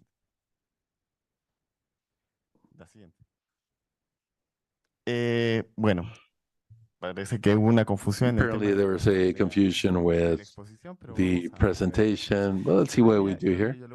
I'll share a bit regarding how we focus finally on the problem, which at the end is low productivity and competitiveness between small farmers. We're talking about 2.5 million producers in Peru that have around 1 or 12 hectares that don't have that productivity. So much of this is due to reprocessing in field, technical assistance, difficulty to access market, as many have mentioned here. So how do we approach it? How do we tackle it? Well, we formed infoagro.pe in 2012, and this is how we started learning with small farmers.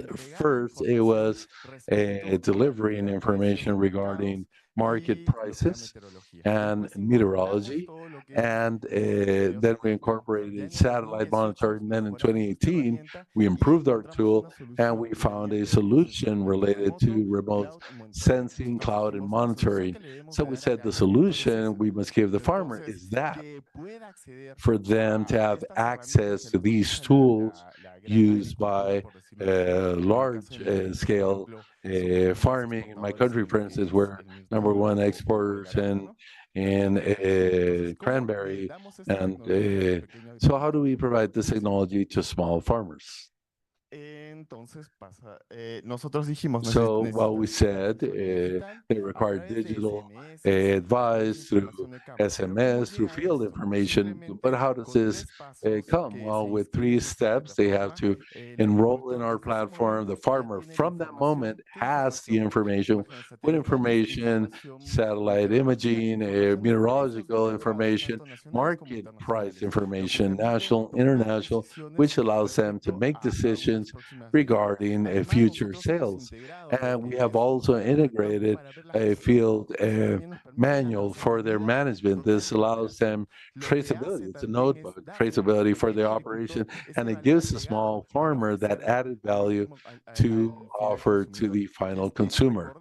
And let's still recall that we are trying to take advantage of these 11 million in Peru, 11 million hectares, sorry, in Peru, that are not very little efficient based on now agriculture by demand, which is very much required or is in Asia. And now Klaus. As Oliver said, we have been through a journey to get to Infraagro Global. It was a process in which our first test was a market test to go and sell information, and we had acceptance. There we identified the problem, and we understand that the public we had to deal with to cause a difference where technology wasn't there. They had to understand it in a very visual way. So we developed the app and the platform for them to see in a very simplified way with color coding for them to identify with a simple traffic light, red if they were bad, green good, and yellow if there was something you could do in the meantime. So due to all this process, we started working with farmers, as I said, millions, but it wasn't profitable or possible to do it with directly with farmers. So we started working with corporations, associations, irrigation associations that work with the producers, and we started providing them the information for free. And those who visit the platform will understand this. And at that moment, the pandemic came. So that was our first issue that we had to work with the knowledge base and the pandemic, and that was a shock. And the harvest was going to start. And what did we do at that moment? Well, that generated an opportunity to deliver information because it was much more difficult to move and to travel. So we started sharing this information through WhatsApp for the farmer to start having the information different ways, for instance, with warnings and alerts, information they can manage in an organized fashion. And with all this, we produce reports to send it to them so you can see graphs and they could use for their certifications and sales, and we use blockchain to do that. As Oliver said, all this started in 2012, but we have a technological base and we have the opportunity to develop products technological products that helped us back then. And now this has allowed us to identify solutions we have been testing down the road all these years. And it allowed us to go to Peru and develop in different areas. We started in the north in Piura and to identify if this was viable or not. But with the change in pandemic, we started communicating directly with the farmer, not only physically, but virtually. We started to send information and we saw that need, and we saw that the need was not only in Peru, but in Latin America throughout. So we started looking to other countries, connecting by email, and we learned that the problems were very similar. Our approach, different from many solutions from the beginning, was in small farmers. So we developed technology to have intelligible information that is valid for small production areas. So one of the important things for this to grow, and we started generating Infraagro Club, where we started giving benefits to the producers who are integrating this in their organization. We're using a product. We also developed a journal, which is 213th edition, and this is to get the interest of producers and because it's part of the commercial system to develop this project. And over time, we have been able to verify that there's an improvement in effective productivity, and we generate over 30% more productivity. We save costs. We measure that in 40% average reduction of uncertainty and 60%, something very important we started seeing very short time ago is the approach on the environment. Since we could trace all this process, we're able to measure the emissions in their productive process, and all this has served us to have a response for restrictions on trading products or restrictions generated by the emissions. Currently, we have 16,000 farmers clustered in Peru. We do the landing in Brazil. We're also, since we started having a mass of producers, they started requesting our service. We started connecting producers with the market.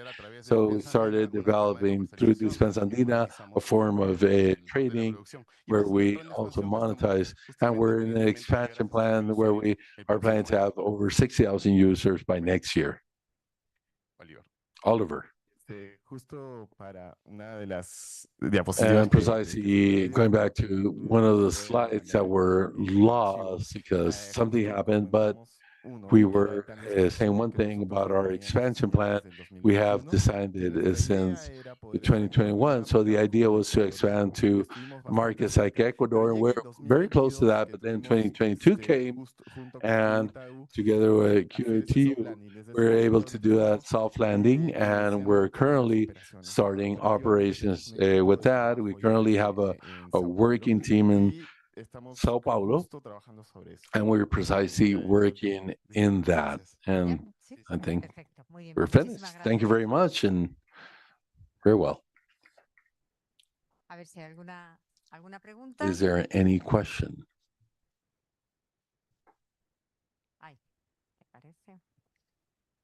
Gracias. Tengo una pregunta. Thank you. I do have a question. With the 16,000 producers, what sectors are they from? Are they the same size? Do you have patterns in the type of users of these technologies? Not the same size. We have different sizes, but we could give a range between, except our corporate clients, I will leave those out. We're talking about producers that go from 1 to 22, 23 hectares approximately. We have in coffee and cocoa. We have in cranberry products that change. We have had beans, banana clients. So currently we have worked with 105 productive chains, all types of documents. We have everything documented. And to have a chain, we have to work all the phenological analysis and study to have support. Otherwise, we couldn't do it. What we have been able to develop is an I+D research and development team to constantly explore new products. Thank you. Thank you very much. And we'll leave it there to give way to the next presentation. And if there are any questions, you can do those over lunch. And now we'll go on to Guatemala. Claudia Gomez, who will present her AgTechs. How X.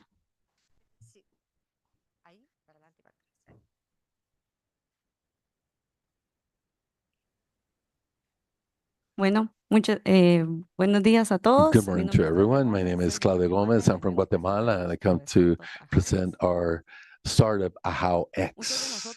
Many of us have seen these types of news and blogs. We have been shared these type of things where it tells us that by 2050, food demand will increase up to 70%.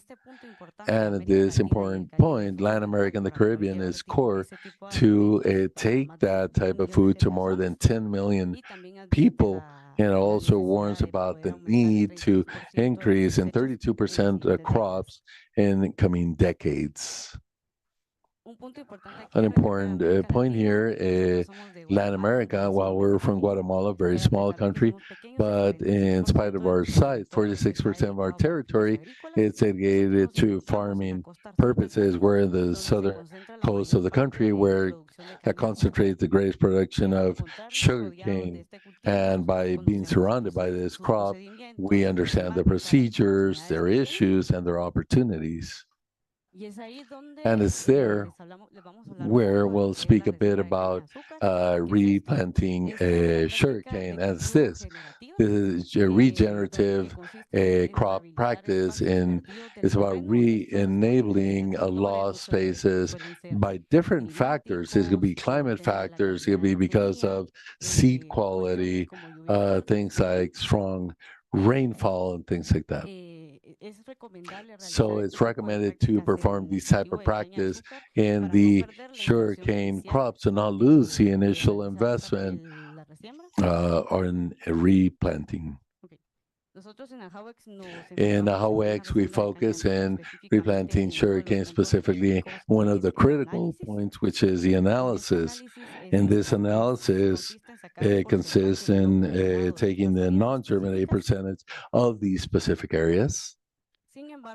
However, there are some procedures where we can analyze these type of things, which we use technology and manual. The manual way to do it is send people to the field who count the empty spaces between the plants, and by use of software to analyze a hectare, it could take them up to an hour. Therefore, sugarcane producers prefer to perform this analysis in an empirical fashion where they go to the field and they calculate these percentages by naked eye to save money and time. However, this type of empirical analysis has an error margin of 20 to 35%, which implies loss of a sugarcane of more than 15%, elevated operational costs because of that, by sending operators without a need, high CO2 emissions because of the machinery that is used, and loss of production up to 20%. One of the most important points to highlight in replanting is the results, which they only have results without having a significant improvement. In AgTechs, by knowing these needs, is where we started with CACs. CACs is our system we created, which uses computing vision using drones.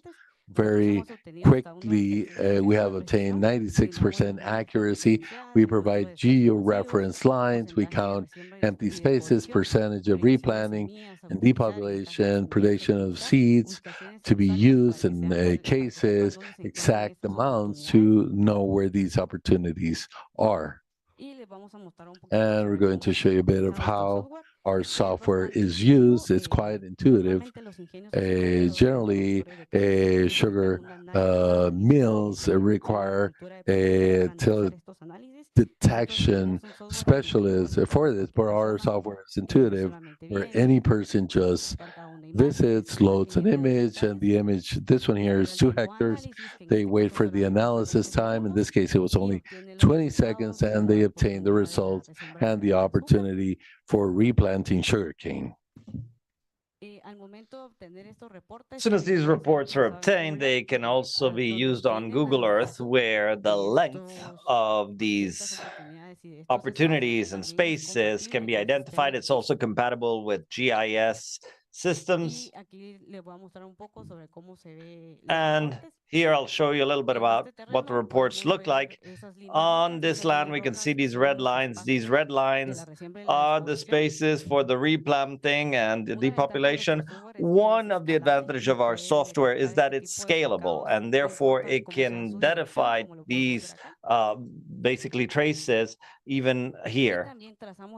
And we also trace these georeference lines, which also guide replanting, basically in an automated fashion. What is our competitive advantage? By analyzing our competitors, we are 320 times faster than the competition. We increase productivity in up to 20%. We reduce waste. We are 99.2% faster than current methods. This was analyzed according to the manual methods that are currently used, and we reduce the logistics in up to 60%. One of the points to highlight is that in merely 12 seconds, we can analyze a hectare. We've analyzed more than 1,000 hectares of land in various countries. Our model is based with more than 300,000 data points from Guatemala, Costa Rica, Peru, Colombia, and Brazil. And we expect to receive more than 800,000 data points by the end of the year. We're also in parallel developing a SaaS system, which we expect will provide us savings of up to 50% for our clients. Despite this is sugarcane, everyone can think it's the same in Costa Rica, Guatemala, Colombia. No, there are many varieties which can yield different results, and that's where we come into play, and we adapt these tools to different soils in America. This is where we have our customization plans starting $1,000. We've tested this in Costa Rica, Guatemala, Colombia, and Brazil. Who are our main clients? Sugar engineers, companies of agricultural analysis to implement this tool among their services so that they can provide it to their clients in parallel with their own results. Government institutions, this is something that we have mapped because further on, we want to provide other types of solutions to smaller farmers so that they may also leverage their crops. And precision agriculture analysts. We are in the southern coast of Guatemala, and we know the importance of, or the impact of, the agricultural practice, which often have a lot of waste and pollution of rivers and air, which is why we are aligned with these SDGs. We are committed to reduce CO2 emissions. We are committed to pollute rivers less, because this impacts not just the agricultural industries, but the people who live in these communities. And this is where we ensure the reduction of the waste of these foods, because oftentimes they go into the rivers, and the decrease in CO2 emissions by using unnecessarily heavy machinery. We do reductions of up to 30%, and we optimize the usage of water, where we can also identify spaces wherein we identify that more water may be needed. This is also required by the files that we provide when you do analysis with CACs. And I'm also going to show you a little bit more of our team. Esteban Rivas, he is one of the pioneers in the use of AI in sports in the United States, using conventional cameras certified by MIT. Joyler Hernandez, he's currently in Brazil. He's a remote sensing analyst. He's been certified by Cisco. Abel Tony, he's a scientist, data scientist from the National University of Singapore.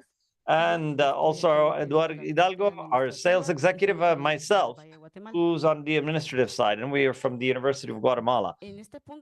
On this point, our strategic partnerships, we have Green Expo Lab in Costa Rica. That was the first external company that relied on us. We have Aeroagri in Brazil, who was also our first customer. And we have incubators and accelerators that have believed in us, which include the Inactus, Bid for Billions, Pomona Impact.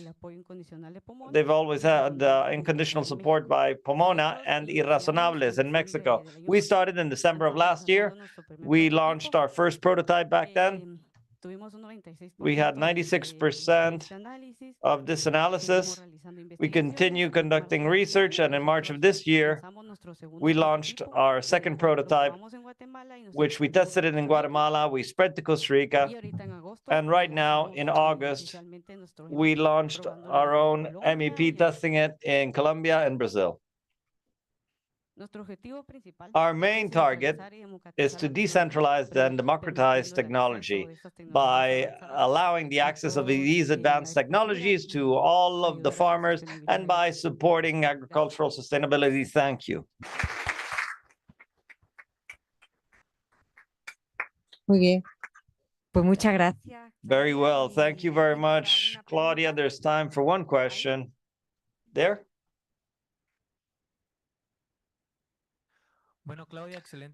Claudia, excellent presentation. I have two questions. The first being, my understanding is that the platform is just a person uploads the pictures or the ortho mosaic, and then it's analyzed on your behalf. If that's the case, then the second case is it analyzed both in RGB, and is there an option of doing analysis with multispectral imaging? And a very important thing,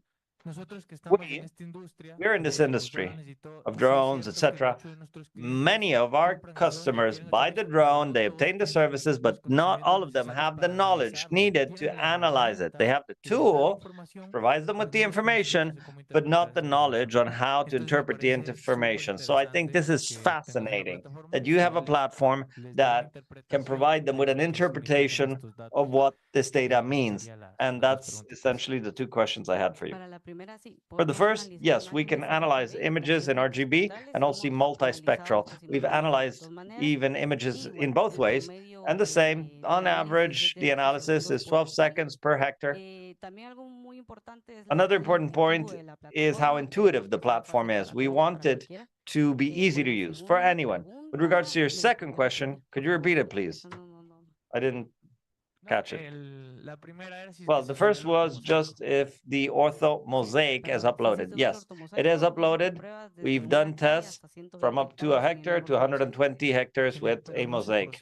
But the ortho mosaic is not processed. Do you only accept ortho mosaics or even individual pictures? We also can accept individual pictures. Fantastic. Thank you very much. Thank you very much.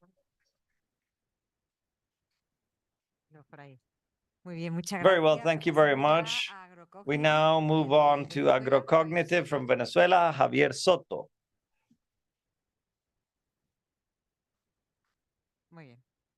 Very well. I'm going last, and the first one, Hola Tractor, is always the hardest, and the last is also the hardest because everyone's tired. I will summarize this. I will see if I can do it in 7 minutes as well. Listo. Ready, I'm going to start. Well, here, today I want to tell you about how we are supporting the farmers to leverage the opportunities that inserting themselves into the circular economy means in the agricultural field. I did not grab the clicker, so here it is. Data. In our region, we know that there are more than 500 million family farmers that are dealing with the problem we're all familiar with, climate change, ecological changes in the patterns of the pests, soil degradation, and the inability to join new business opportunities that allow them to diversify their income. Access to a solution that is affordable for them is what has gathered us here this week. And we're all clear about the fact that they are the stewards for 80% of the food items that we currently consume. But I don't know if we are aware of the fact that they too waste, unfortunately, 80% of the residual biomass that is a byproduct from their agricultural activity. And this is key when we are envisioning circular economy, because what we tell them is we're leaving money on the table, money that could be taken. My background, I come from a family of farmers, citric farmers in Venezuela, and I was a witness to how my grandparents went bankrupt because of a lack of access to easy expertise and knowledge on how to deal with a pest that was a blight on our region. And I was also witness to a terrible food crisis in my own country a few years ago. With this in mind, both my partners and myself thought, what can we do from our own background in designing a solution that can tackle this at the systemic level? This is how AgroCognitive was born, as a response, as a platform for circular agriculture that is accessible and that allows providing farmers not simply access to information and knowledge to follow up on their crops and to provide traceability, but also to provide them with the ability to insert themselves into circular economy by leveraging this biomass that is currently being wasted. The farmers in our platform have an access to a number of services according to their needs, starting from the basics related to monitoring, related to analytics and forecasting yields, going through climate knowledge. And the most recent feature is we allow them to manage their residual biomass to transform it into biomaterial in a decentralized fashion. What does that mean in plain English? We allow them to do it from their own workshop, from their own facility. Usually, when we talk about transforming residual biomass, this entails industrial facilities, entails reactors, and that was outside of the reach of the common farmer. But there's a way of doing it in a kind of more artisanal fashion. So, very well. In AgroCognitive, so far, we have two types of deployments. One, desktop, a web application, and a mobile application, which is for use in the field. It works even offline.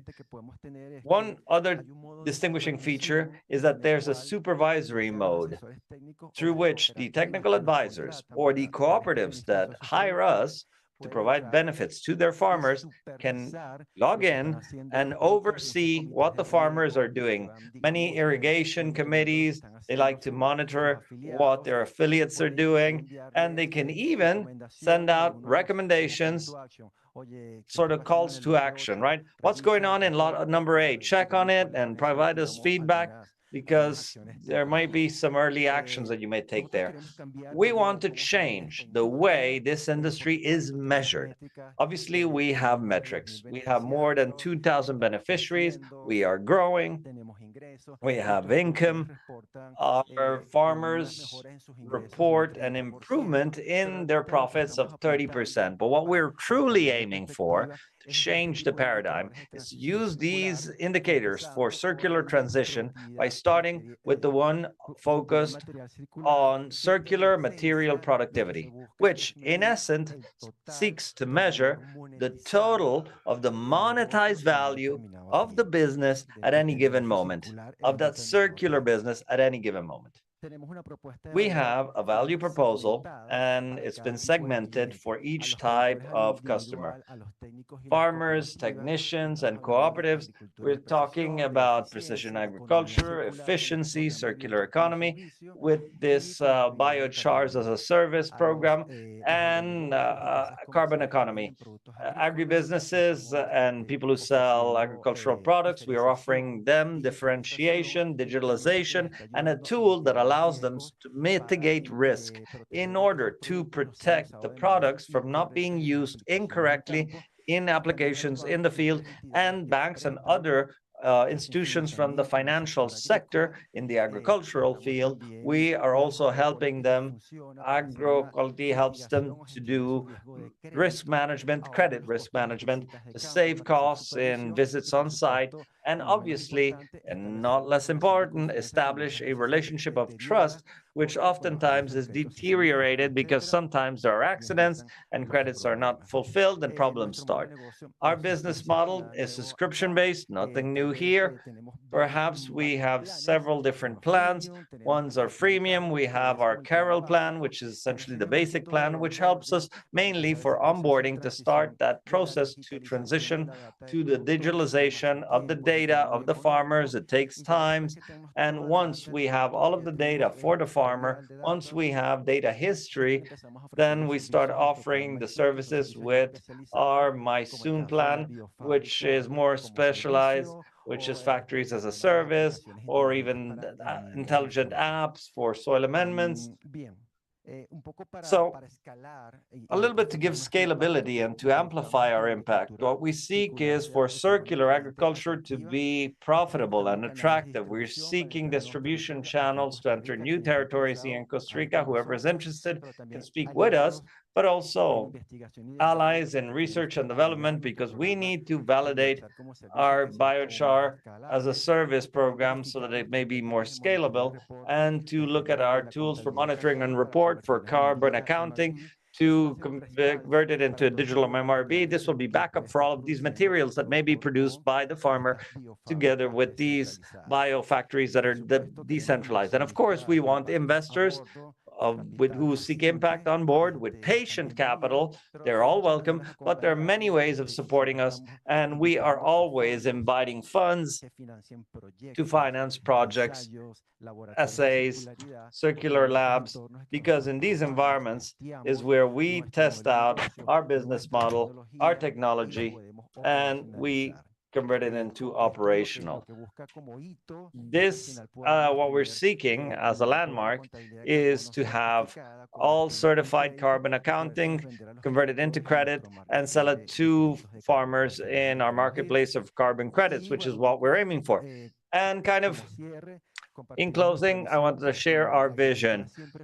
Agriculture always was seed, soil, labor, yield, but by empowering farmers to prosper in sustainability, we are sure that that's the future of agriculture. My name is Javier Soto.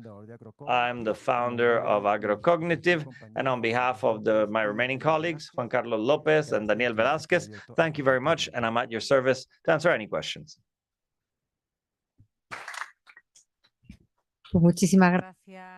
Thank you very much, Javier. Very interesting. Any questions over there? Perfect. I have a gift for each question. It's a puck socket. We give it to farmers so that they can download the app. Javier, how are you doing? I am very familiar of biorefineries, and there are several difficulties that each has in terms of levels of investment, logistics, the need to have professionals in charge of the various plans. Aside from the fact that I love the concept, I see several difficulties that need to be sorted along those lines, and especially afterwards locating a market that could be, if it's simply fertilizers, but also most of the biomass that is left is fibrous biomass that has an enormous carbon content and not so much other nutrients that the crop needs, such as nitrogen, phosphorus, potassium, etc. That is why I would like you to tell me about how valued is this and at what stage. Yes, I can tell you. You're right. That was one of the first barriers to entry to start in the world of biochar.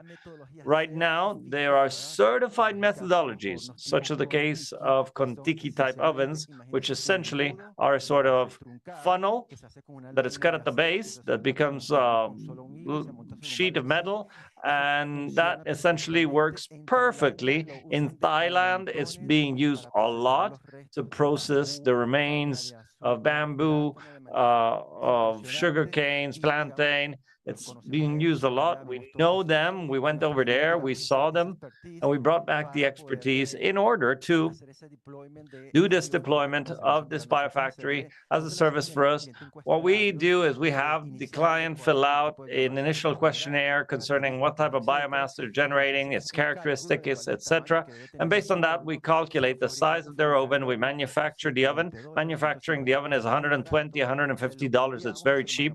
We send it to them, or we have it manufactured near them, or it's manufactured on site, and we provide them with the operation. The operation is all within agrocognitive.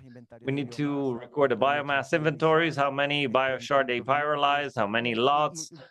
And your question is very important because there are many ways to apply biochar. One is simply a soil amendment, which is already providing profits because it will improve the infiltration rates, it will retain moisture, it will regulate the temperature. But if that biochar, before you apply it, before you place it, if you inoculate it in the tanks, what's interesting is that inoculation is done with materials that are up to the community itself. We have a client that works in plantain.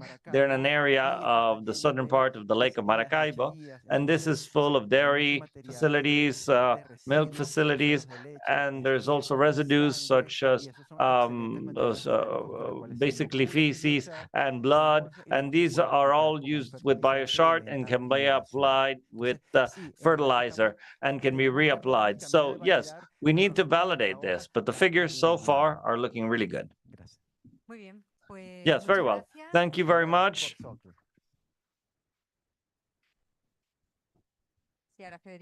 Sí, bueno, para terminar. Yes, well, in closing, before we move on to lunch, I wanted to introduce Pablo Leizamón, who is connected online. Pablo is the manager for carbon business operations in Bayer, and he will present very briefly a Bayer initiative called Igalis. Pablo, if you hear us, floor is yours.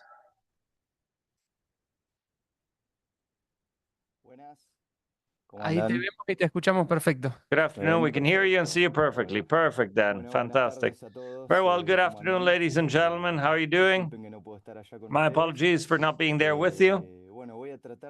I will try to be as brief as possible because you must be all very hungry. So I'm going to share my screen and let me know whether you'll be able to see me or not. Give me just 1 second, please. Ahí ya vemos. Pablo, falta ponerle en modo presentación. Ahí, perfecto. Pablo, you need to put it in presentation mode. Perfecto. Bueno, vamos, gente, entonces, como me presentaban, Come on, people, as you were introduced me, I'm in charge in Argentina, in the Southern Cone, for all of the initiatives, for all of the carbon initiatives for Bayer. Even though we're not a startup, we're not a part of a startup. In reality, the carbon team operates this way, operates with this logic within the company. So I think that a lot that I will tell you about will connect with what you have been discussing and also with the logic of what a startup is all about. I thought it was interesting to participate in this, to tell you what Bayer's vision is on regenerative agriculture and on sustainability, what we are doing on carbon, and what we're doing together with Viterra and other stakeholders that I will be mentioning here in the Igaris program in Argentina, which is something that was launched this year and that really has had a very big impact. I'm going to make progress I think that everybody has mentioned this one way or another, but on Bayer's side, we hope to tackle the global challenges, which are to produce more. On the one hand, by 2050, it's expected that we will need 50% more production, but not just that, but how do we focus on systems that also allow us to restore nature? It's not simply just to produce more with less, but it's also how do we regenerate the systems? How do we really give scalability to regenerative agriculture? And that on Bayer's side is something that we carry forth and that we measured according to 4 indicators, which are the reduction of emissions. We expect a 30% reduction among the farmers with whom we work by 2030, a reduction of the environmental impact caused by agrochemicals, better efficiency in the use of water, and to be able to empower through technology small farmers, highly focused, obviously, in geographies such as Central America and or Asia, so that they can truly incorporate more technologies. So this is at the forefront of all of our decision making and of our solutions portfolio. Here, just I want to briefly remind you that we have 3 clear lines of business, which are seeds and crops, crop protection, and digital solutions, which are the ones that we frame programs like carbon, things like Filio, that are things we'll tell you about in a moment. Very well. Delving directly into the solution that I will be introducing to you and the carbon programs, I wanted to mention that we have been working in the implementation of regenerative agricultural practice in Argentina and Brazil through these programs of 2021, essentially highly focused initially on carbon sequestration in the soil, how we can go to more intensifying systems throughout the various regions of the country to intensify this carbon without having an impact, and generating business models that can be monetized through markets in developing markets, which will be generated. So to sort of accelerate these carbon markets, we can see after 2.5 years, essentially, we have been working on and identifying 3 main challenges, which are on the one hand, to work with farmers on management, on how to intensify a system without decreasing productivity, so that both things can go hand in hand. Productivity, sustainability, carbon sequestration, and improvement in biodiversity and improvement in water. All of the indicators can be improved together, so which is kind of the concept of regenerative agriculture that we see. And how do we convince farmers that this truly can be done? On the one hand. On the other, as we measure in a massive way what's going on in the soil, what's going on with the practices, how do we monitor practices at a more scalable manner, and we use a platform where digitalization comes into play to prove all of this. And as I mentioned, digitalization, these types of businesses cannot be envisioned in any other way. And on the other hand, as we vision markets that seek the capture or purchase of these assets that we're generating. Now I'll tell you about, while we work in carbon sequestration and credits, how we move on to focus on decarbonization of the industrial chain and on the joint effort and alliances with different stakeholders like Viterra, who are the #1 trader for exporting soy in Argentina, to add value to the product and to the whole chain through the sustainability and digitalization.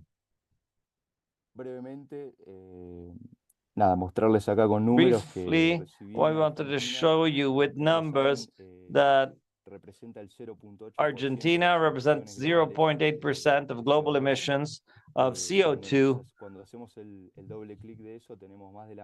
When we double click that on, we have 39% that corresponds to agriculture, livestock farming, changes of soil use. Among them, 5.8% is agriculture specifically. So here we have an opportunity to reduce these emissions, and on the other hand, to start doing carbon sequestration based on carbon capture based on several metrics. And what we see here is that when we started working decarbonizing the chain, is, as I said, we partnered with traders, in this case with Viterra. And these are some specific challenges, which is quality data to calculate carbon footprint and the tools and the calculators that now exist that in many places of the world are underestimating or don't properly measure what's actually happening.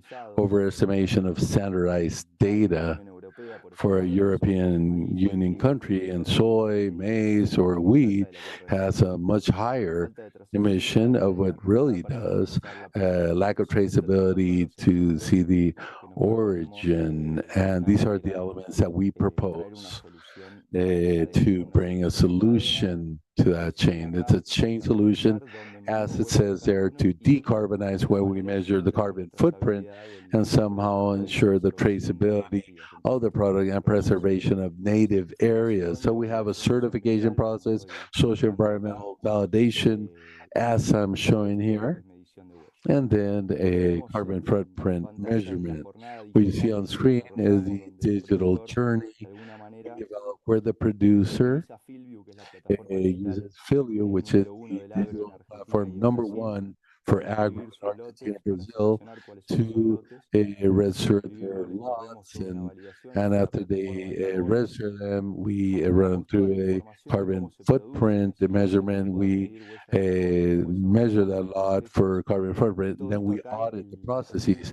And the point here is how we add value to the commodity, to the grain, through data, through traceability, through compliance, and providing greater traceability.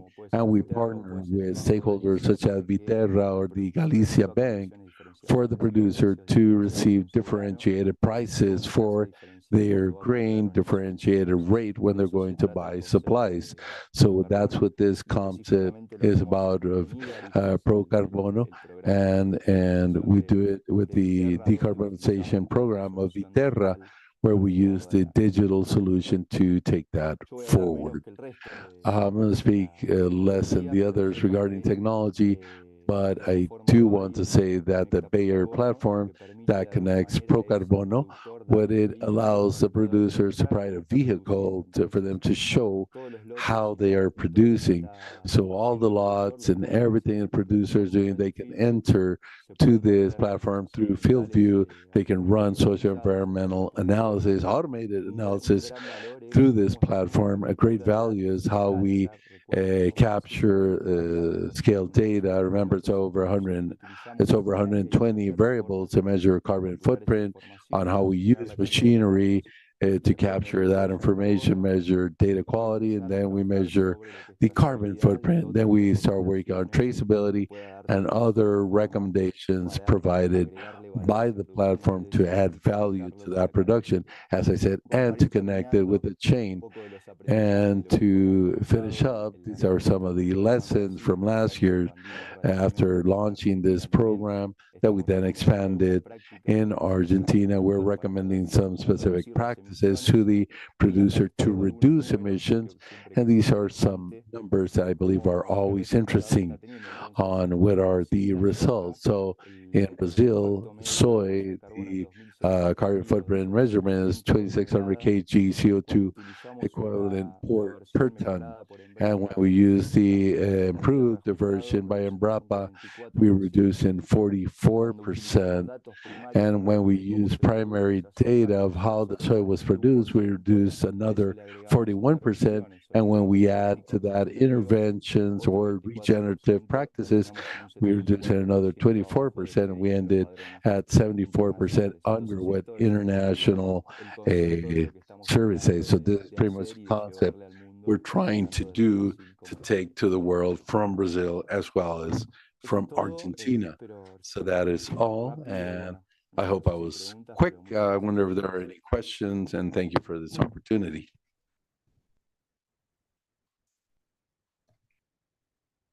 Muchísimas gracias, Pablo. Thank you very much, Pablo. No sé si hay alguna pregunta And I por wonder if there are preguntar. any questions or comments. Y si no, si nos autorizás, si no te Otherwise, if molesta, you para que authorize, puedan if estar it's okay interesados, for those who traigan are a interested, personas que desarrollan I'm soluciones sure there's digitales some en who 24 de develop 20 digital países. solutions from Si over 20 tuviesen countries. alguna So if inquietud they o had any necesidad de question, any contactarte, concern, or entonces if si they nos wanted to autorizás y contact no you, tenés inconveniente, do you podemos authorize that? Is it facilitar okay with you? el Can contacto. we facilitate your contact information? Absolutely. You can share my email, and otherwise you can look me up in LinkedIn, where we're always open to work. We work with several startups, so we're always open to Bueno, muchísimas develop gracias, together. Pablo. And thank you very much, Pablo. Cerramos nosotros And aquí este we bloque y close pasamos this a almorzar block como here, todos los and días. we go out to lunch like every day.